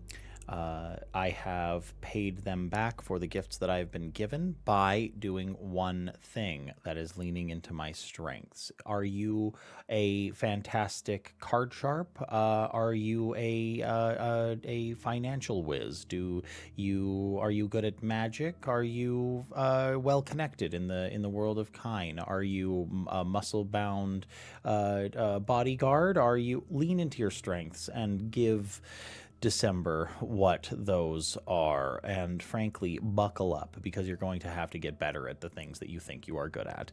I knew people. Now I know people. I knew fashion. Now I know fashion. I was persuasive. I am now persuasive. To reframe it, New Bloods, I am what Lupe needs, because Lupe is what I need. She can't be everywhere. I go the places that she can't. Her time is finite. I add as close to the infinite as I can. I'm useful. Useful with a trademark symbol on it. You could patent what I am. Be that for December, and I'm sure you'll stay fed.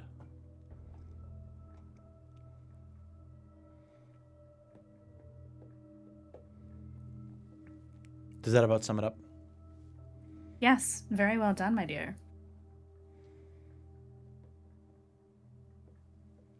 And on that note, there is something to focus on for each of you. Rowan, be my eyes. Tap into your understanding of others and the world around you, and see it all. Share with me anything you see, mundane or extraordinary. And Sandra, continue your creations and tap into the magic of blood.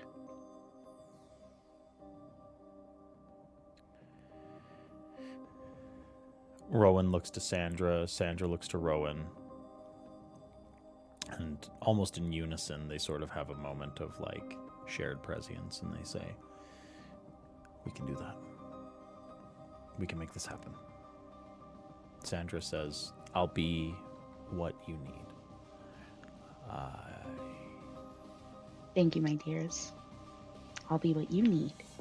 Together, we will be stronger and safer and more knowledgeable than any others out there.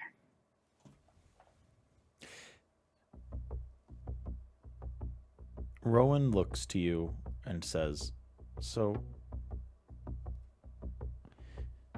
what happens when I see something like what happened with you and Tex? If a man with a gun comes in here, stark raving mad, I mean, Texas took care of him." Yes, he stopped him. It was extremely appreciated to keep us all safe. Yeah. Rowan looks to Sandra, and Sandra looks to Rowan, and they sort of exchange these knowing glances. Ma'am, that man was killed. Are we going to have to kill people?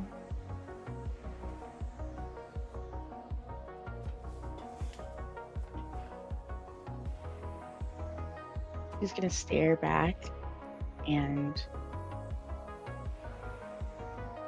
try to express, without saying it aloud, that whatever is necessary goes.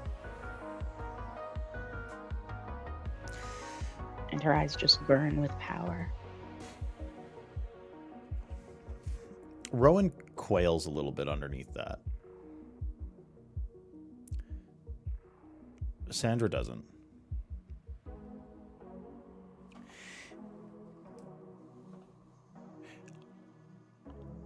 I don't have a problem with that. But if we can start this relationship of use, I would like to take over the security of the building.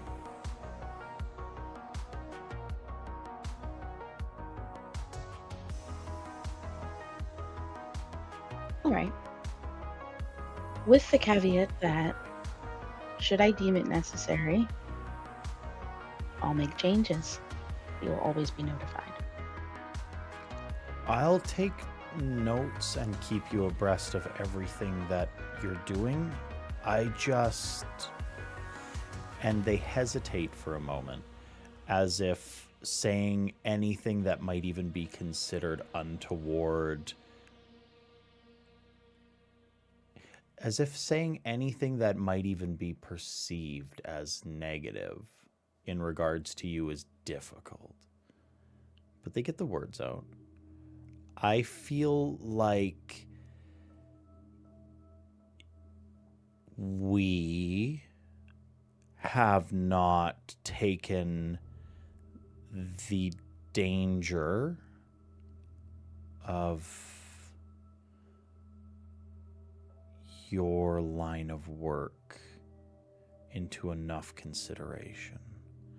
There has been a lack of response. I love my fellow coven members, and then they have a moment where they like catch your eyes and they look you directly in them, and you catch that familiar, predatory, sort of dangerous note in them.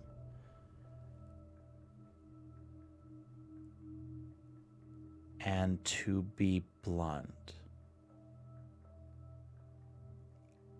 I will kill for you, and I don't think the next person that tries what that man did will make it a step through the door.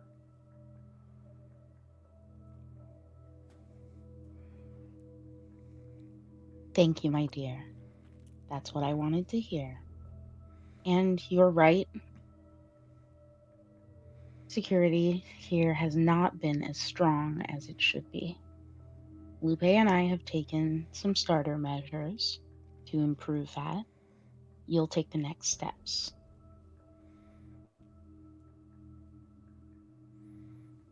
Whatever resources are required, take them. I have a fund if you need anything. Okay. If you need contacts who will be discreet, let me know. We'll talk to Deacon. Deacon? Was that the man that came a few nights back? The friend of Texas? Yeah, the one with the cars. Oh, yeah. Tall drink car of man. water, lots of money. Yes. Yes, absolutely. Tall car man, we've been calling him. Yes. Yeah. What You a can great call him name. Mr. Hill. Mr. He'll Hill? appreciate. Okay. Mr. Hill, if you're nasty.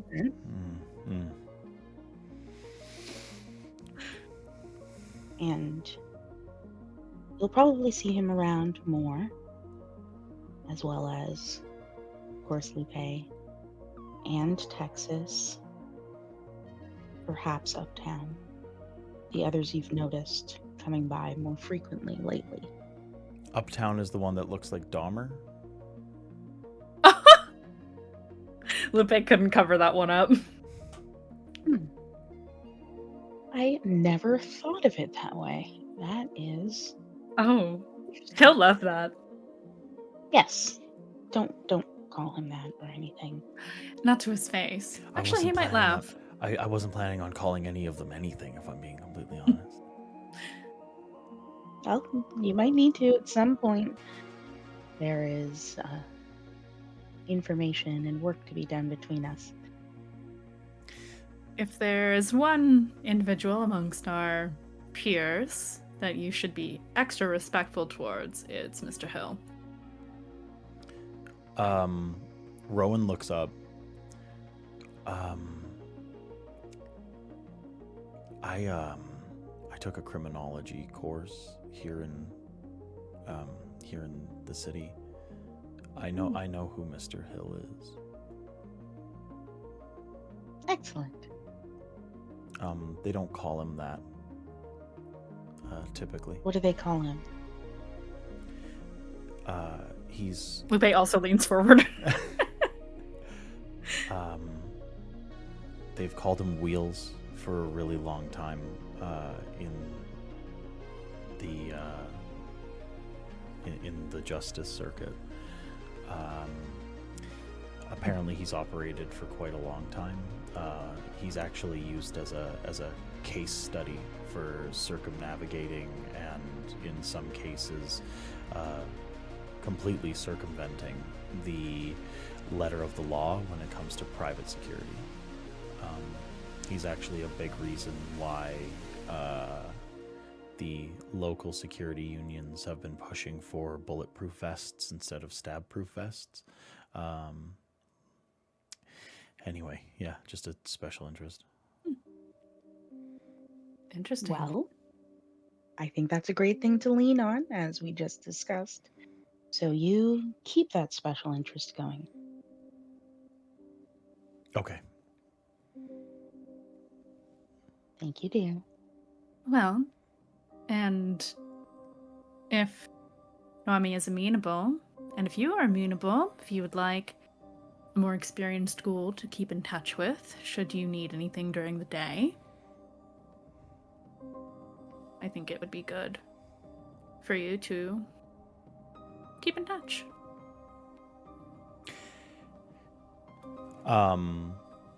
Noemi doesn't even look up from their phone and merely says, I'm just gonna take them to to one of my luncheons with those fashion district execs. They're either gonna get eaten alive or they're gonna learn how to actually move and shake. Can you bring Isaiah with you, please? I can bring Isaiah. Just make him drive you for the day. Oh yeah, no, I wouldn't use them for much else. Excellent.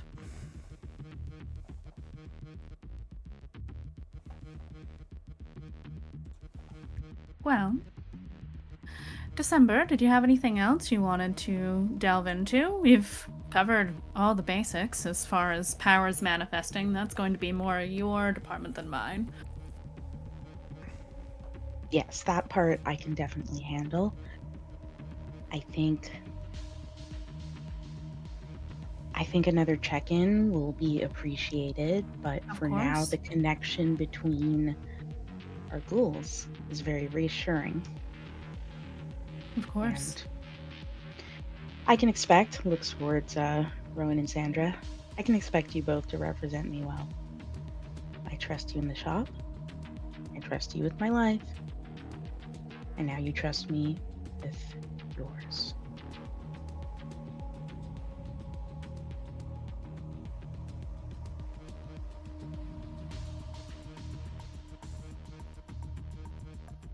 You're muted.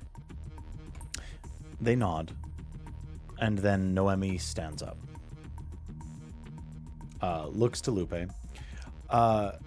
Ma'am, if I Yes. can be so bold, I would like to set up an appointment with these two in 1 day's time. I am going to set up that 11 a.m. brunch, and I would Excellent. like them to come along with me as I meet with...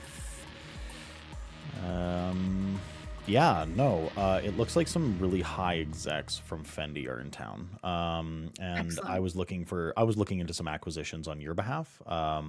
So Perfect. that I want to work out your closet. So, you can have some stuff that's not exactly like, we can't have you wearing high end everything all the time. So getting you in some Fendi will be all right.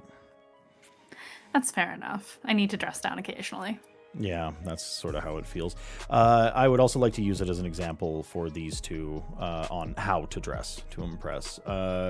If either of them are Yes. going to be running the circuit in high society here in the domain, then I think that's an important point of order.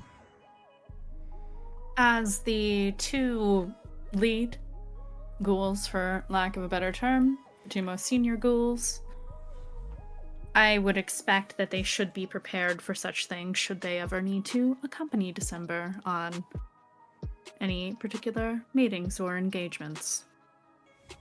So I think that's a wonderful idea. December, what do you think? Yes, it has been necessary from time to time that the Kindred business gets a little bit bougie. So, Never know, there might be an Elysium to go to every now and again. Noemi says, yeah, finally. I know. Been dying for a reason to break out the new dress. Yeah, I wouldn't be surprised if it happened pretty soon. The last time they actually called one was, during, Yes.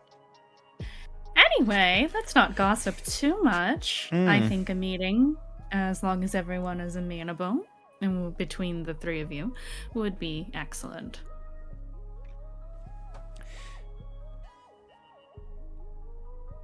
Sandra and Rowan look to one another. Rowan whispers something into Sandra's ear. You catch it with the heightened, tuned senses of Kindred. It's just Isaiah saying, all I fucking own are band tees and ripped jeans and black everything and studded belts, and I'm covered in tattoos. How the fuck am I supposed to sit in a boardroom with fashion execs? And Sandra looks to them, and says, figure it out. It's literally our fucking job now. If you can't dress right, then how the hell are we supposed to do anything for December? You're gonna get it together, I'm gonna help you, or you're gonna sink, and then I guess you get to get put on floor sweeping duty. Go buy some fucking clothes.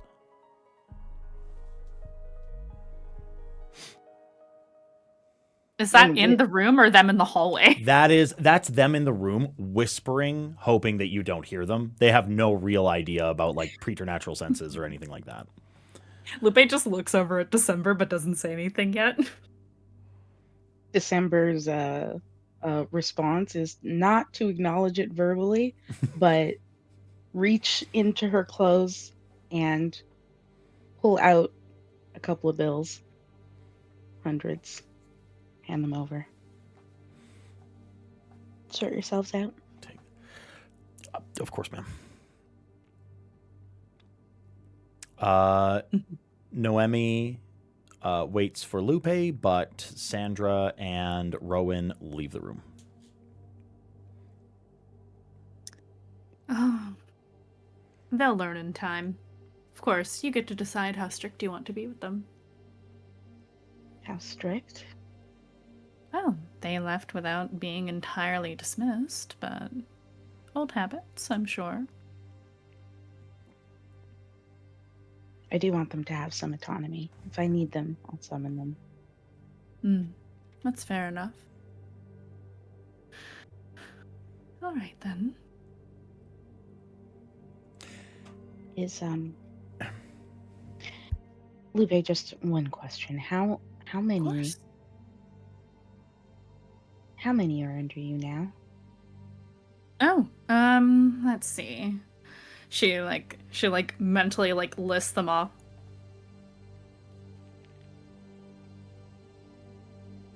7. Okay. Have you lost any? Not yet. Good. Most of them are newer acquisitions. New to me. Right, of course. They can handle it. It will. This was the right decision. And Lupe can tell she's convincing herself. Now, you did ghoul quite a lot of them. How many are in total at the Coven? I never can keep track. December knows the answer. I got you. Yeah, 9? I was gonna say. Oof. Oh, that's a lot of mouths to feed. But Yeah, I was really tired the first day. well, they say the older and more powerful you get, the easier it gets, but I don't know if that's true or not. My number is manageable. I keep them on different feeding schedules to give myself a break. Well, luckily their input helps. Well, should your coven ever need to interface with my staff, as I like to call them, you are more than welcome. We can set up meetings. I have a security team. I have employees, my assistants. So. Excellent. I'll consult you when I need it. Whatever you need. All right, Naomi. Let's go drive home and do the briefing of the meetings for the week. Do I have to? Opening a new club is so exhausting. Do I really have to take Isaiah? Would you rather take Malik? Yes. Every day of the week, Isaiah is a dial tone. Oh, he just loves his job. Loves his All right. job? Is his job scowling at traffic? God. Have you ever seen him off duty? He can actually be quite fun. No, because he works 14-hour days and then goes and drinks and smokes cigars. Like, he's so lame. He's so lame. He's a caricature of a bodyguard. A caricature. Now, put the claws away. Isaiah has served all of us well. You can take Malik if you want. I'll take Isaiah. It's fine. All right. I just like having conversation, and I can only ask him, "Hey, how's your day doing?" and hear back so many times before it's like I'm just banging my head against the wall. Like it's fine. It's fine. By December, so we take our leave. And they're still chattering back and forth about Isaiah and how he's not so bad. Yeah. 100%. 100%. Furiously writing in her notebook. She ain't paying you guys no mind. Mm-hmm. Cool. We feel good to zoom out? Awesome. Yep. Put me in December next. It is. Okay, one quick little thing. Completely fucking up all of the work that they just did teaching those ghouls. Uptown and Modi walk in. Oh, Jesus.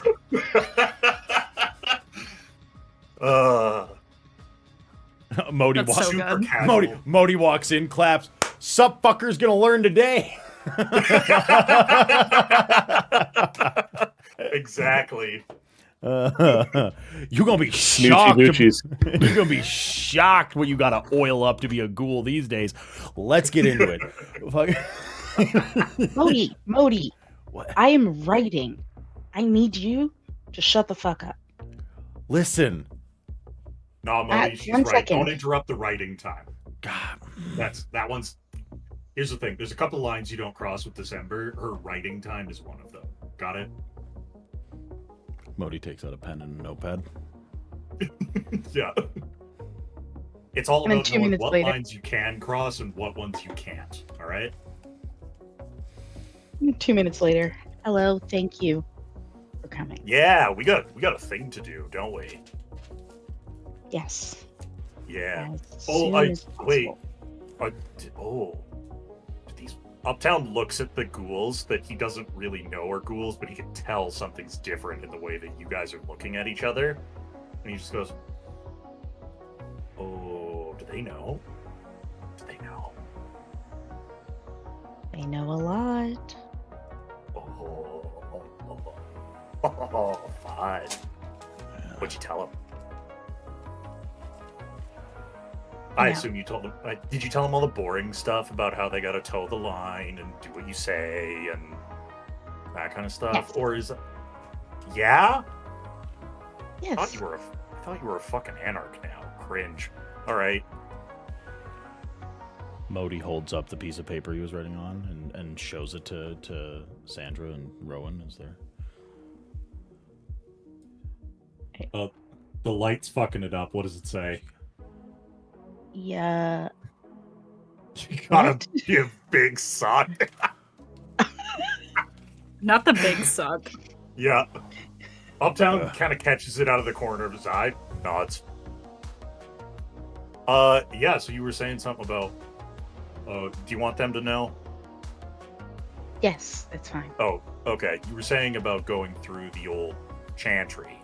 That's what you wanted me to do tonight? You Yes, wanted I need tag to along? look. I need to look, and I can't walk in there myself right now. Is that a mystical thing or a personal thing? Just out of curiosity. Why not both? Fair enough. I'm not going to pretend to understand how it works. If you were imprisoned, you would understand. The magic's Uptown kind of there can glazes hold. over for a second and then snaps back in and goes, "Yeah, I definitely don't know what you're talking about. All right, let's go." Are you Modi, you're going to let driving. me tag along in your head? In my what now? I did it with Lupe. It was successful, unsettling, but successful. Oh. Can I watch through your senses? Do you want to? It will make it faster to identify what's of value. And since you have access to Auspex, I think we can... True, both I can't use our see power to unseen look. Griblies, though. That's my big thing. I'm working on that. But though. I can. Oh, yeah, And that's true. Since we share Yeah. senses, I'm hoping that I can extend mine to you. I don't know if it'll work, but why not try? So you're going to use the supernatural equivalent of X-ray vision, but through my eyes. That fucks. Yeah, okay, I'm down. Yeah. Let's do it. All right, let's go. Modi, you're driving. Driving what? Me in December. Where? What's the address? Yeah, Yeah, I give him the the address. railway. Yeah. Oh, Am I yeah, the going in? railway. No. Yeah, we're gonna Okay. sit outside, you and I. And Okay. we're gonna keep watch. Okay. Yes. She wants to see the inside of the old chantry. Okay, but there's one thing that I have a... Okay. No. What's the thing? No, it's Go fine. on. You'll see. What's wrong, Modi? Oh, no, you'll see. Okay. Give us the information now and we can prepare for it. No, it's Is it about the fine. car? No, it's not about the car. Shut up. Don't worry Okay. about it. Are All you right. planning something fucking weird? No, I wouldn't. Alright then. Yeah. Treat me like a freak. Alright. You're our You work free. for a dirty little freak now, for what it's worth. Yeah. Yeah. So he... Uptown looks at the new ghouls and is like, "Let me leave you with this. The rarest trait that one of us can have is self-awareness. Pay attention to that." All right, let's Yeah. go. And do your fucking laundry regularly. And then Modi gets behind the wheel and starts driving you guys to the chantry. That's my boy. Don't let your ghouls stink, December. Modi says behind the wheel as you drive to the chantry. Excuse me? When would I ever? Listen, you run them ragged, you run them too busy. Suddenly, they've been up for 3 days. They got fucking streaks in their underwear. They're fucking their pits stink. They fucking they're easier to track that way. Like I'm just we telling don't you. play that in the House of Midnight Moon. We bathe in my house. I also bathe. But I'm telling you, Under sometimes duress, it uptown. seems. I don't bathe under duress. I am a clean man, but sometimes uptown's like, hey, I need you to fucking click clack on the keyboard and get me some information, and it takes me fucking X amount of days, and suddenly your boy smell. No, I had to find out the hard way the first time, for what it's worth. Yeah. Yep. Listen, this Yeah, is the not when real any of my stuff ghouls about. get stinky. Yeah, this is the real stuff about ghoul-dominator relationships that nobody wants to talk about. Yeah, everyone wants to talk about you can use the blood to heal your body, and you'll never age, and all of these untold powers are now at your fingertips, but nobody tells you that your Dominator is going to have you up for 6 days straight, and you're going to be running on nothing but Vitae and 650 milligrams of caffeine shotgunned out of a fucking white monster can, and then you're neck deep in some netcode that doesn't make any fucking sense, and you're writing spaghetti, and you're To air your grievances. It's sounding a little bit personal. Now, I personally plan to take care of my ghouls, make sure that they have the basic necessities like hygiene, if they're going to be representing me out in the world. I'm contractually obligated to say that I don't have any gripes with Mr. Uptown. You're allowed to say if you have gripes, Modi. I have gripes with Uptown. Okay. Well, bring them up on your own time. We're busy. Right. Yeah, you're right. What else do you want to talk about on the way over, December? Nothing. We're here. Fucking Modi parks, and he gets out of the vehicle before y'all even get started on anything, and he walks back to the trunk, and he stands outside the passenger door, and in his hands is some sort of like industrial grade jury rigged tiger torch that's like a homebrewed flamethrower. Yeah. What the fuck is that? Now that's neat. I haven't seen one of those in a long fucking time, Modi. Where'd you learn how to do that? Internet. Were you? Okay, yeah, that makes sense. I was gonna say, were you digging through my old like mission notes or what? No. Googled it. Why Alright, do you need that? Monsters. If you so much as point that thing in my direction, Modi, so help me, I will end you. I don't care whose you are. Don't be a monster, December. Mm-hmm. Do you hear yourself right now? I hear myself. Either way, I pop the trunk while they're staring daggers at each other. And Aaron, I would like to use my check the trunk merit. Yeah. To produce a two-way headset. Yeah. So that I can wear one and December can wear one, so that she can talk to me while she's riding along in my noodle. And then I say, okay, how does this work? You gotta like look in my eyes or something? Like, what do you gotta do? Yeah. That is exactly it. And she'll step up to Uptown. Actually, how tall is Uptown? Just out of curiosity. Hold on. I have that somewhere. I haven't looked at it since the beginning of the Chronicle, but give me half a second, I can tell you. He is 5'10". Great. So, from 10 inches below December is up at Uptown. Yeah. Uptown looks down. Hey. Let me in. And I'm going to share the senses Hell yeah. with Uptown. So let me roll my rouse. Ooh, okay, success. Okay, un segundo.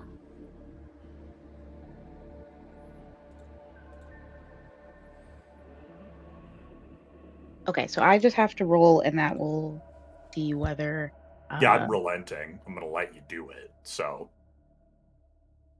Oh, right, of course. So. I got the power up. You got to roll at difficulty 3. Great. Yeah, and it Okay, is so resolve resolve and aspects. aspects. Yeah. And I have 2. Okay, let's go.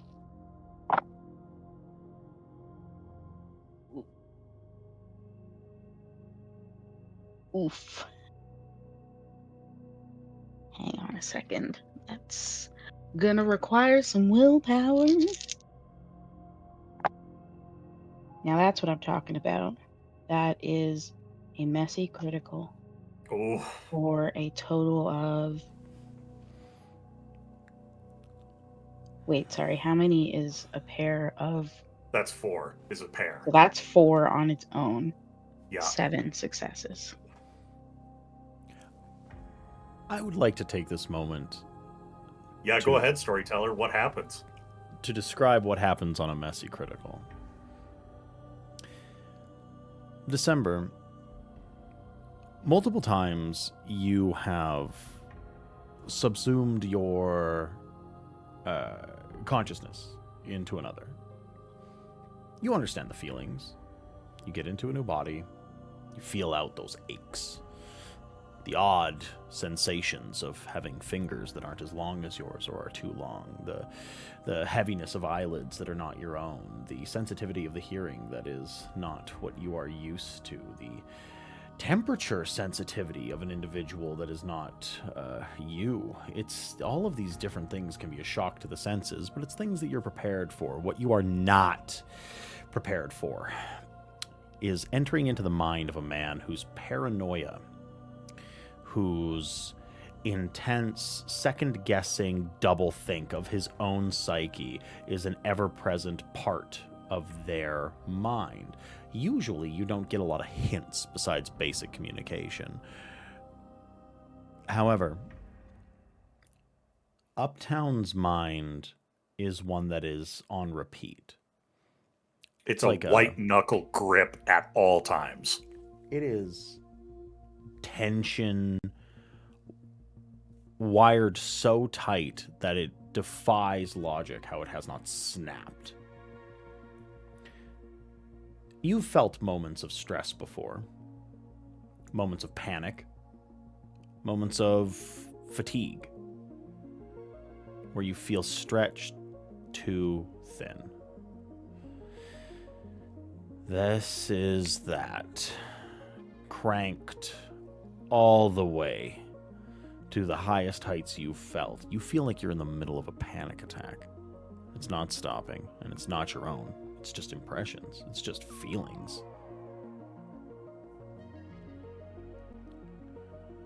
But you get a little bit of insight with it. You recognize some things. Trauma. Horror.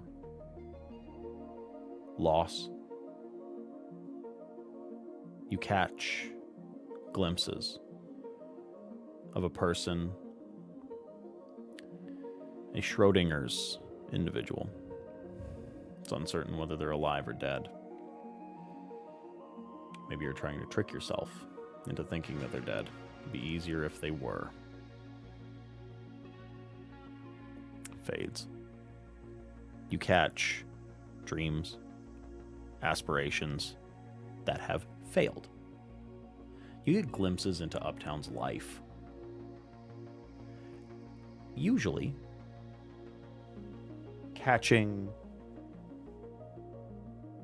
insight into those inner thoughts of a friend can be cathartic, connecting.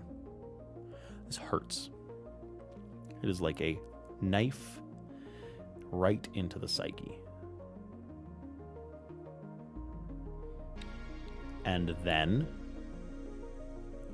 Uptown, you realize that your internal dialogue, which you never really shut off, the constant music to drown out the thoughts, the constant looping of easier memories in order to cessate the present and what you're dealing with. All of those things must be overwhelming December, because the only thing that you can feel as December slides into your consciousness to feel what you feel is horror.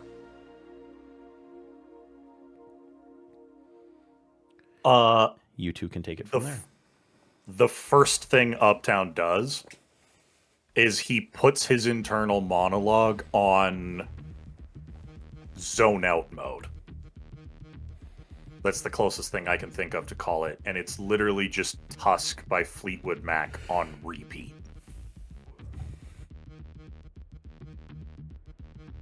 Just that steady little drum beat. And at first, as you kind of recognize what's going on with December through the connection, you hear her going, "What the?"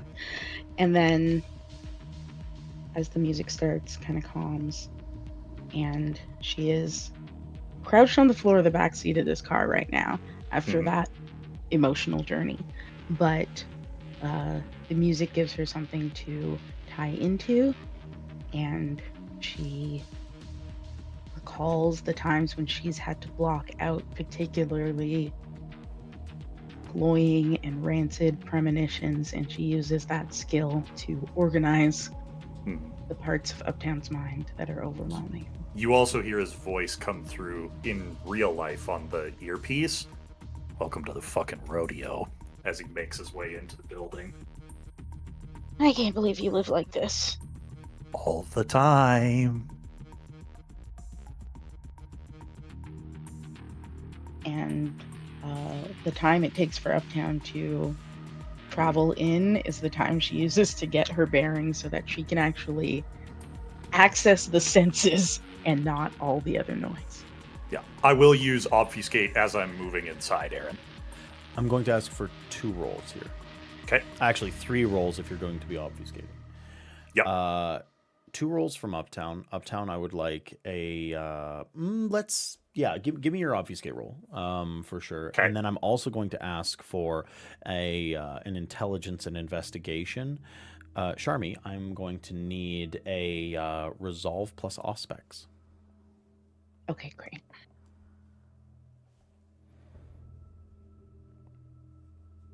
Is this for my sense the unseen, or is this for something else? This should be for sense the unseen. Okay, great.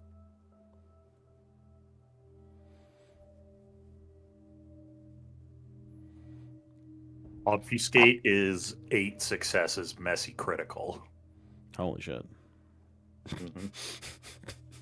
Okay. 3 successes for December. Okay. And what was the next one, Aaron? Intelligence plus investigation. Can I do wits instead? Because I don't understand what's happening in this room, but I am looking for stuff that doesn't belong, type deal. Yeah. Yeah, I could see Okay. that. Yeah. Yeah.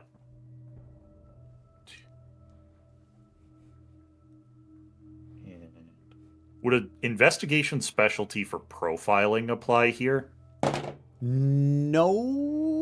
No, it could. Okay. But in this specific instance, it will not. Okay. Oh no, I only get 3 dice instead of 4.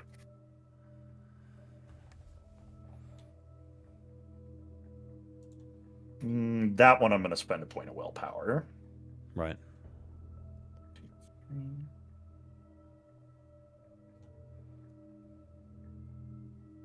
4 successes. 4 successes? Okay. Yep. And you said there was a third one for me? No, the third was from December. Oh, gotcha. Yeah. So... Okay. This is going to represent a fairly large chunk of the investigation. Mm-hmm. As you make your way into the Heritage Ranch rail station, you notice immediately that a large amount of all of the wards have been scrubbed.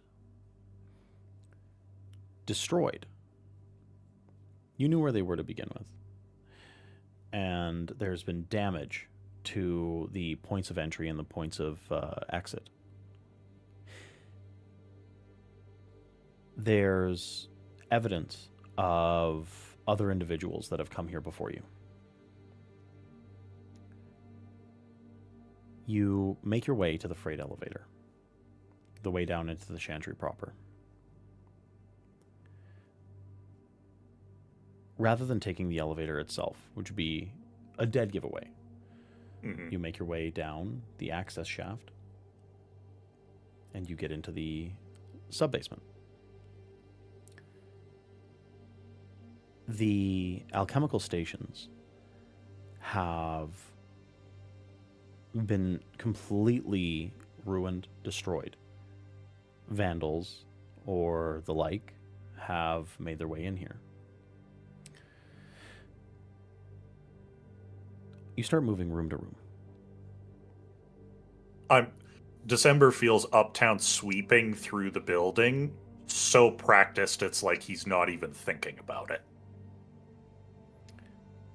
As Uptown is moving room to room, passing from alchemy station to laboratory to librarium to study to mess hall to dungeon. It is at that dungeon that December, you notice something that is very distinctly out of place. There is a shattered mirror. That shattered mirror is radiating some sort of psychic, supernal, supernatural energy. The shards that are on the ground do not reflect the things that are around the room. Is this something I think could be a danger to Uptown if he nears it? I would like you to make me an intelligence plus occult, please. Okay. And then I'll tell you how much you know.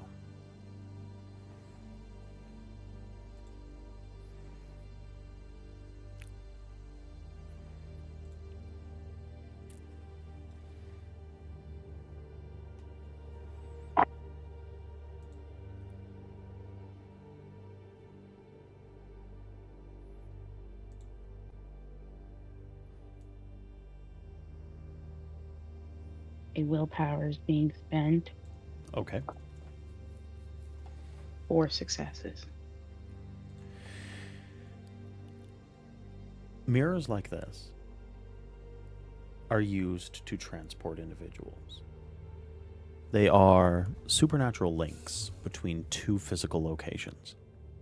They are quite literally what a mortal person might call a portal in between 2 points in space. You see the runes that dot the exterior of the mirror. You see the fact that the mirror is not actually reflecting the surfaces that are surrounding it. You understand that there was something in this room, and in all likelihood, it got out. Before or after we were here last? You can't tell. Be Not on at the a glance. lookout. To Uptown. Be on the lookout. Something got out of that mirror.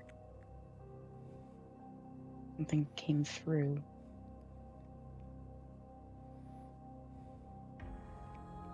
You're muted. Close.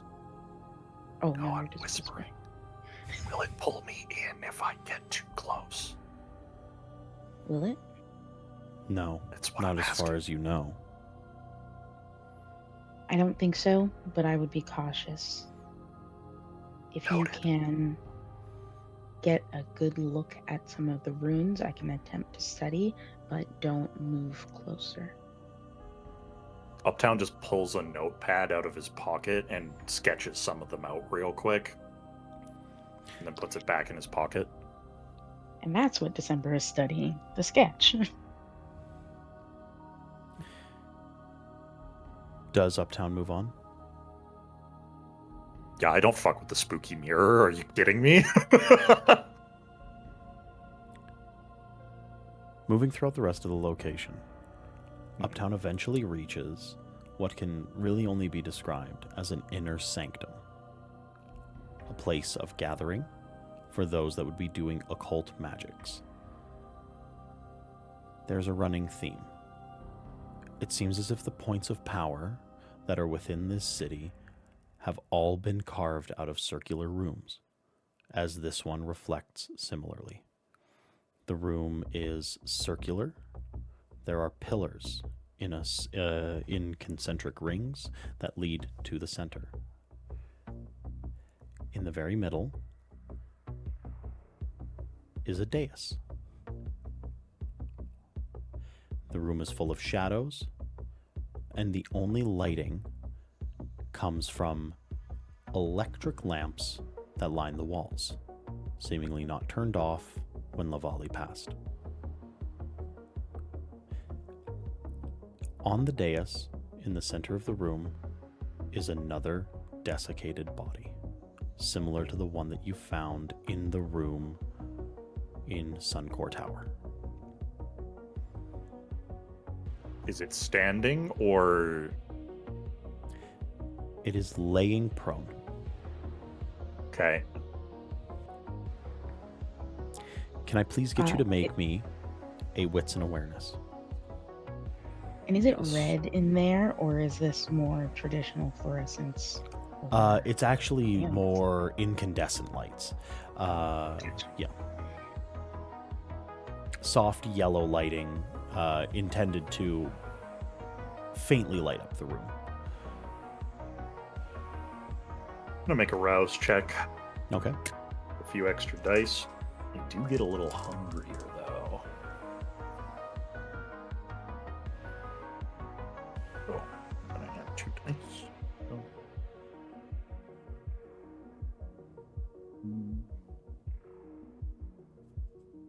7 successes, critical, not messy.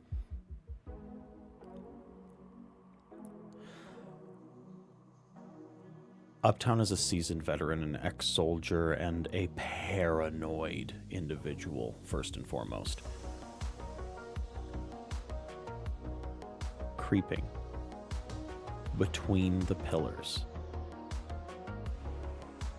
is a creature that starts to move as you are crawling through the room, obfuscated. It has 4 legs. Then the rest of the body crawls past. 6 legs. More of the body crawls. 8 legs. It starts pushing itself up, sniffing the air. You see a glimpse of its face. 2 mouths. Raw red flesh.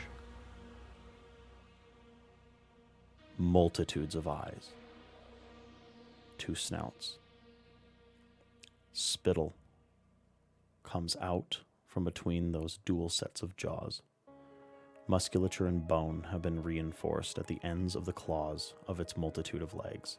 The thick trunk of its body undulates as it moves, throbbing and pulsing with ichor that lies inside of it.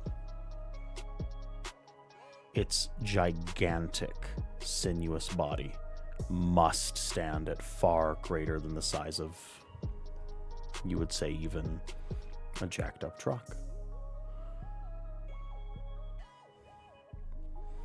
It is massive, and its body looks capable of crushing at a moment. The silence that it moves with is the most disturbing thing about it. The only sound that seems to come from it is the slow drip, like a leaky faucet that comes from its gaping maws. And Uptown hears in his head, "Get the fuck away from that thing." Uptown doesn't say anything because he knows he can still whisper under obfuscate, but he assumes that it'll hear it. and he just very carefully, and December feels him press the finger to his lips. Is it moving towards me, Aaron? You made a very incredible, messy, critical stealth check at the very beginning of this. Mm-hmm. The beast moves towards you. It gets so close, bending down its sinuous form, and its dual snouts bringing its putrid smell directly in front of your face, sniffing you out.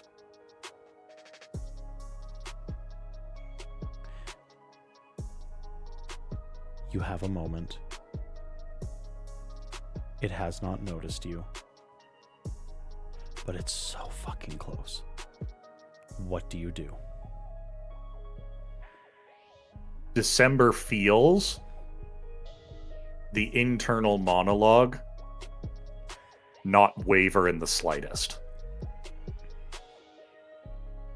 Uptown is in a this is the Zen. It almost feels like everything is normal for a moment. Everything around him is fucked up, but in this moment, he feels normal, like he's good at something. And he very quietly moves out from where it's sniffing. Does it follow? No. He very quietly moves over to where the desk is in this room, if there is one. Just the dais.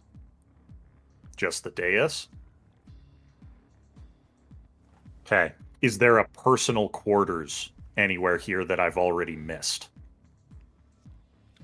It would seem as if anything that could be considered a domicile in this location has either been cleared out or was never here. Okay.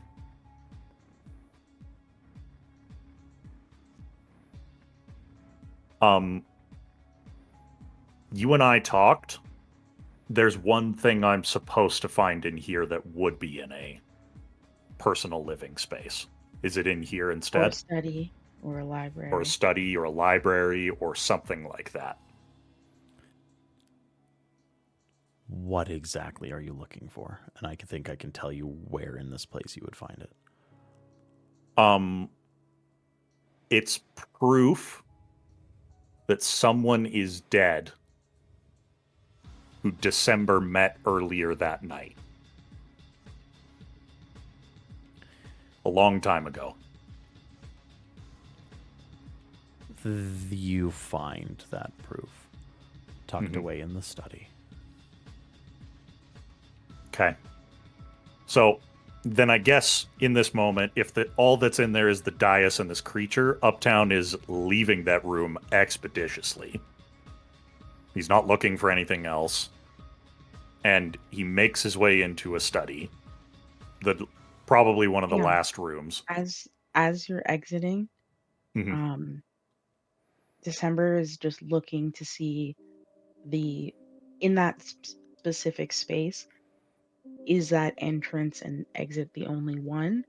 And is it of a size that this creature can be freely Could get moving out. through? Is it,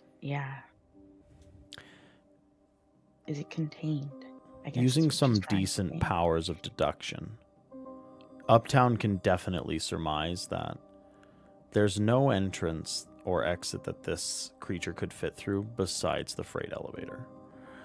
But you're not convinced that should it find that elevator, that it couldn't climb and rend its way out.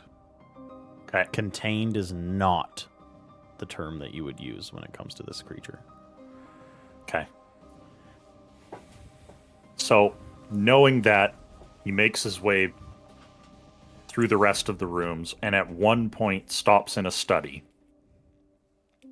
And December, you immediately recognize It's kind of like a file folder and almost like a reflex, like a dossier handling some sort of information. Uptown picks it up and silently flips the page open, and the photograph. Who is this man to you?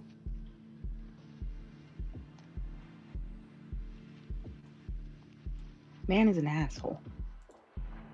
Mm-hmm. Who speaks to women with callous disregard, is abusive, has been warned by her and redirected. Uptown scans down the page further. You see cause of death listed. Multiple gunshot wounds.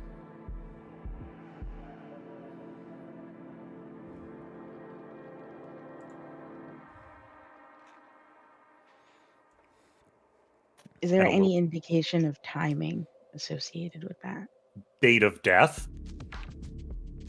When did you meet this man? Late at night? Yes. Did you go to his home? No. Date of death is the same day that you met him. Early hours of the morning in his apartment building. You feel, for just a moment, Uptown's body stiffen. Like he's like... It's almost like a, what the fuck is this doing here? It feels so out of place next to that huge fucking monstrosity in the room down the way.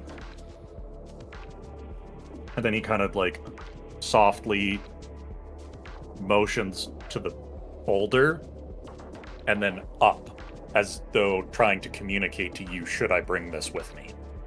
Yes. Closes it up, tucks it into his jacket, and then makes his way out.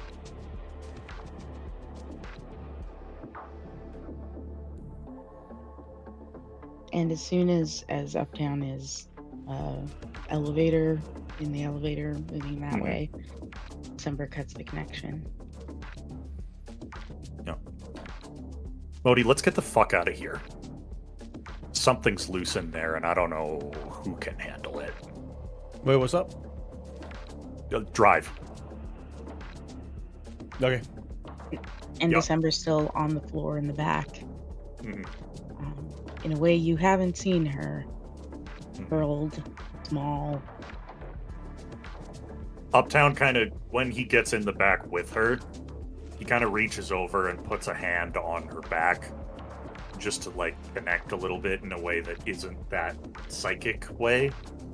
And he kind of he looks down and goes, sorry about that.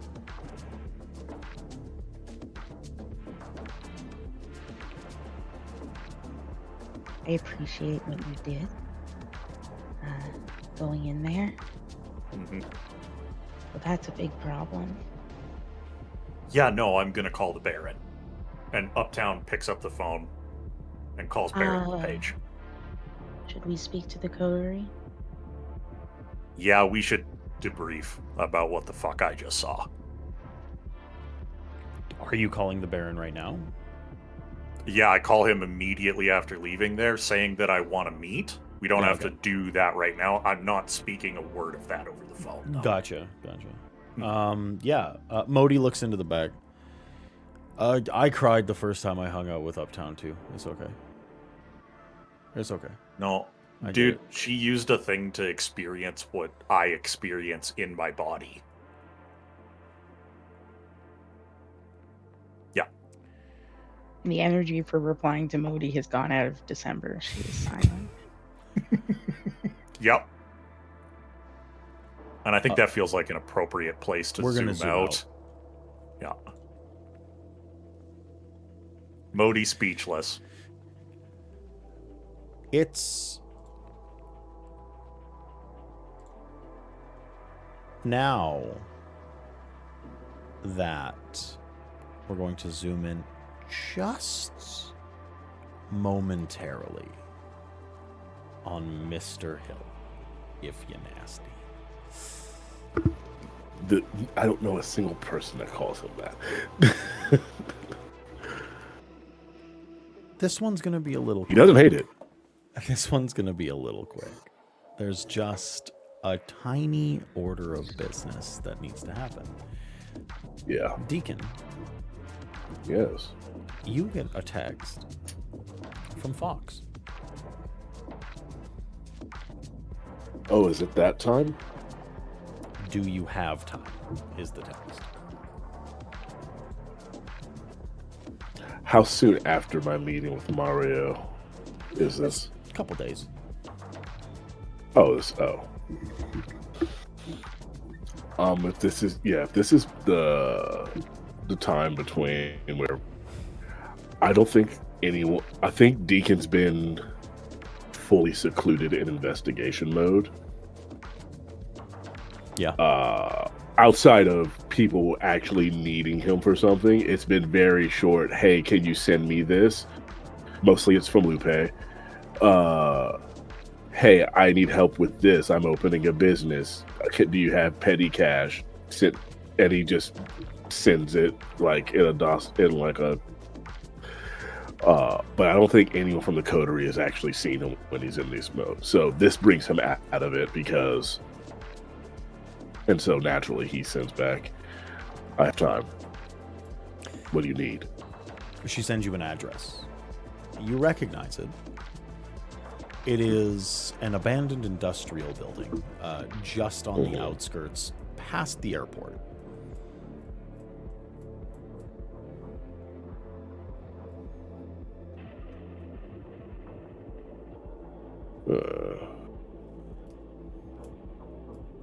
God, that's far out.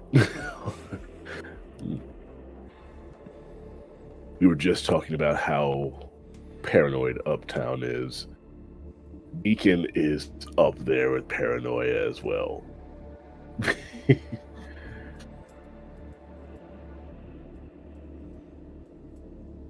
know what?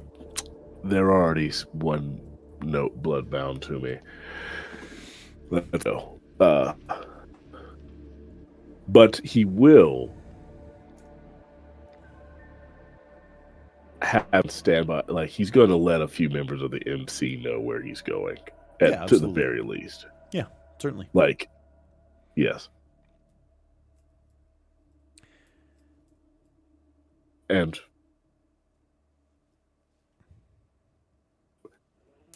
I think he'll let Lupe know as well. Gotcha. You arrive at the industrial building. It's an old paint factory. It's like 6 stories, big silos, lots of rusted metal architecture, utilitarian, brutal. And after a very short time, you don't have to go looking. Fox comes and finds your luxury vehicle of choice. And it is not the luxury vehicle. It is one of his favorites. It's his Toyota. One of the ones that he works on personally. what, just like a Tacoma? Like No, it's a. I've mentioned it before. I put it in chat. oh my gosh, I know exactly what you're talking about. Yeah. Yes. Yeah. It is the literal street racing car that he likes to work on. That kind of looks like a poor man's version of a Batmobile, as Sharmy put in chat. Fox climbs into the passenger seat. They look you up and down. You know, it never gets any easier actually respecting a Ventru. You know that? But I do. But I actually do. Because you went 10 toes down against some very nasty motherfuckers. I like that about you. Between you and me, that has nothing to do with me being Ventru. That has everything to do with me being Deacon. How is it that you have managed to somehow, almost instantaneously, weasel your way into the good graces of the entire Anarch revolt in Calgary? How did that happen? Everybody speaks highly of you.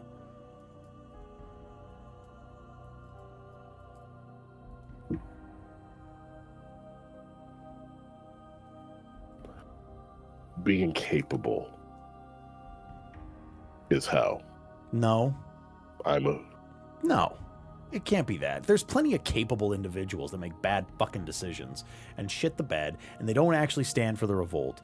But you went and you swung dick at fucking Archon Grafton, and you've been trying to solve the city's fucking problems, and you fence hopped over from the fucking Camarilla, and they still took you in. You're a dangerous, dangerous motherfucker. And you've managed to have I'm the leader of the revolt fucking circle jerk LePage actually like you.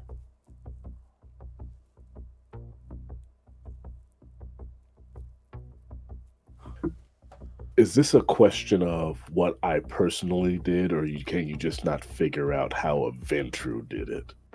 It's more about how you did it. The Ventru thing I understand. We have a couple of you, but the thing that I don't understand, I guess what I'm really asking is, why the hell do I like you?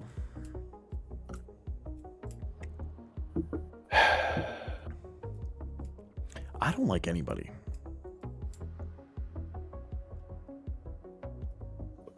If there's one thing about me, and I'll be the first to say, when I was turned, I had control issues, but I'm getting back to it. But even when I had all the control in the world as a human, I did not suffer fools. And now that I am Kindred, I definitely will not suffer fools.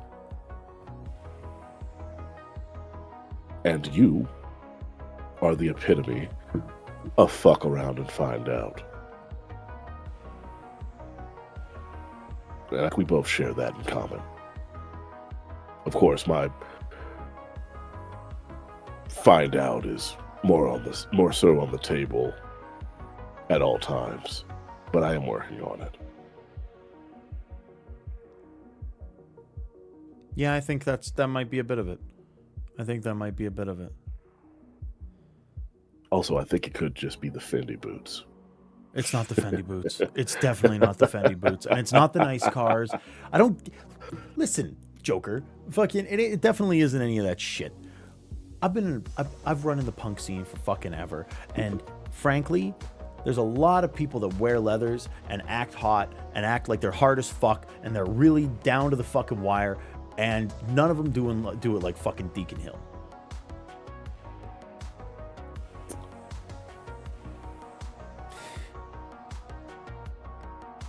I think I could just give you a huge philosophical reason, give you some huge speech, but maybe I'm just cool like that.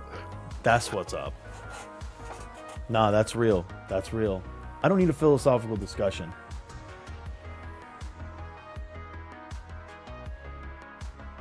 Fox puts a hand on your thigh and looks you deep in your eyes and says, if we're going to keep doing this, I want you to make me a promise. And I mean a real, honest to God fucking promise. You think you can do that? What do you want me to say? What do you want me to promise? Who do I gotta kill?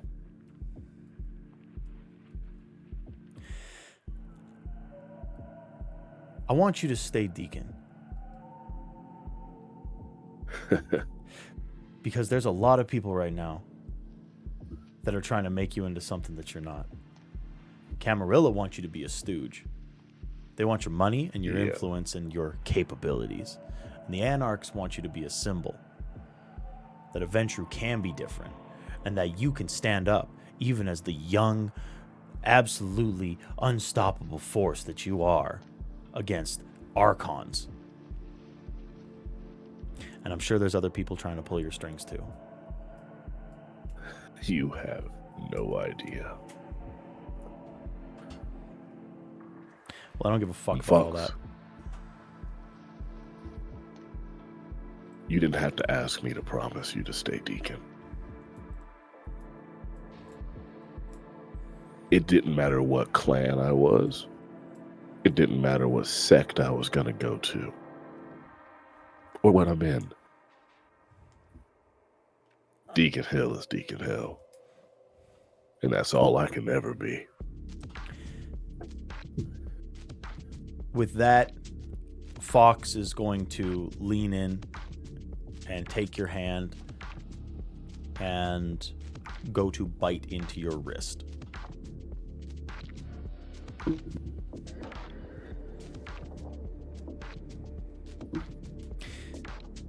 Can I get a rouse check?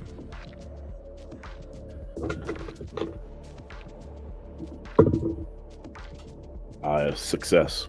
Success, okay. You do not grow hungrier, and in this moment, we will fade to black.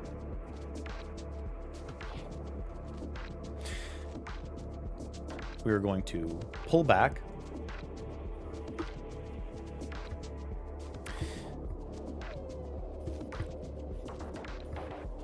It seems appropriate that the coterie would gather. But I must say, you are missing one very key component to this coterie. So I will ask the question, because it is a group, and it feels right. Do you want to have this big debrief and conversation without Texas?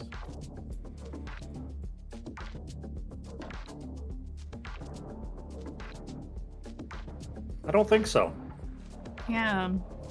Feels wrong. It seems like an appropriate point to end the session if everyone is compliant with that, because there's a lot of big news that should be shared with the entire coterie, but there is a member missing. Yeah. Okay. Yes. Okay. Then, folks, everyone at home, all of the lovely people that have joined us this evening, that is where we're going to be calling it for the night.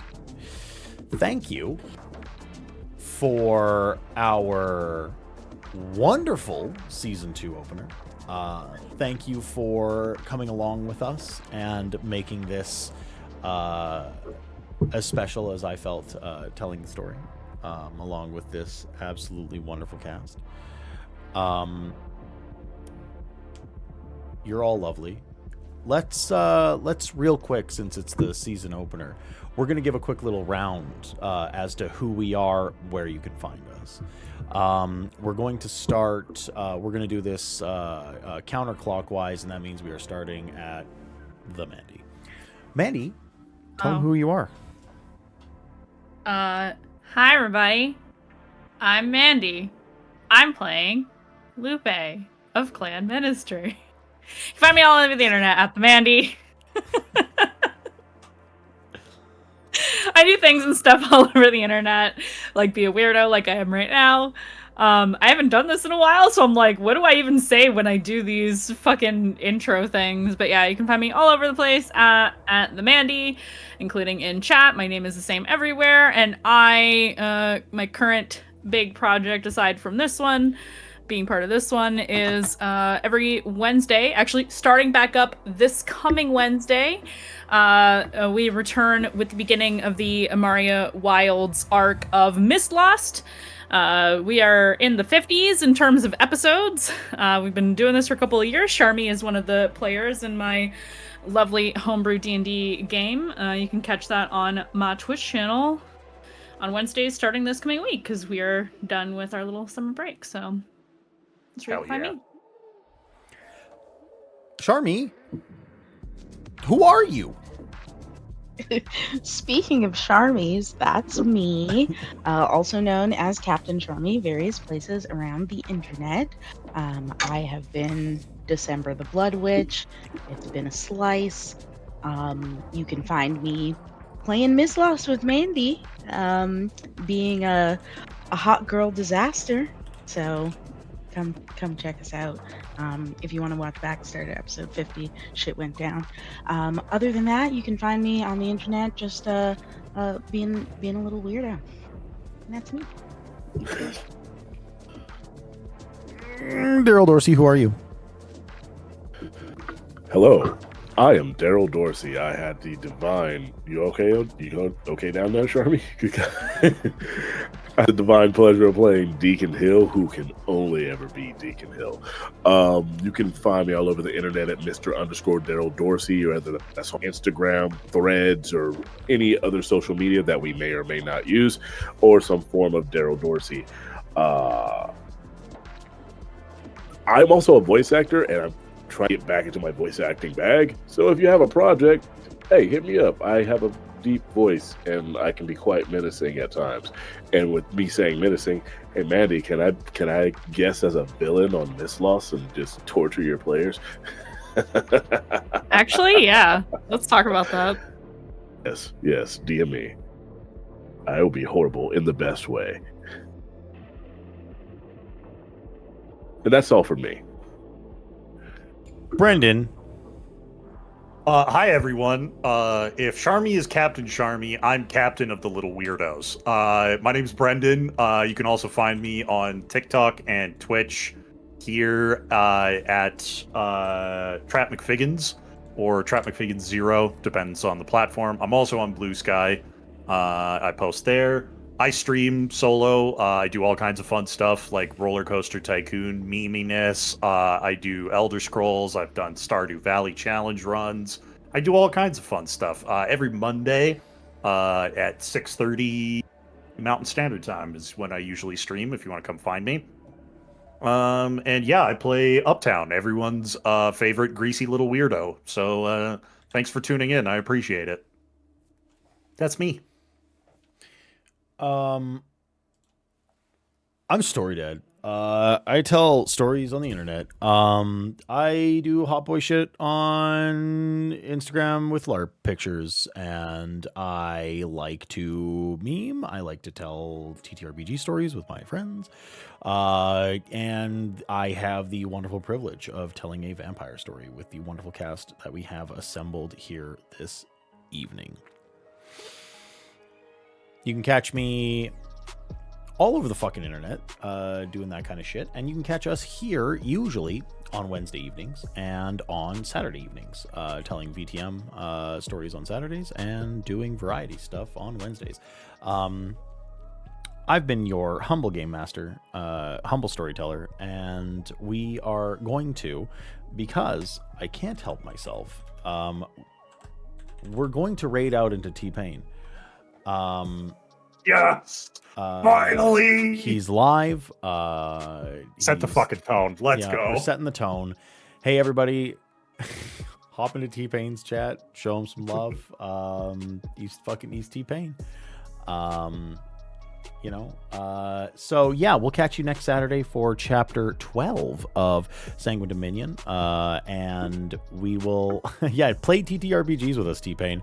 Yes. And yeah, we'll catch you on the flip flop. See y'all next time. Love y'all. Bye. Bye. I always read T-Pain. It's so funny. It's such a fun bit.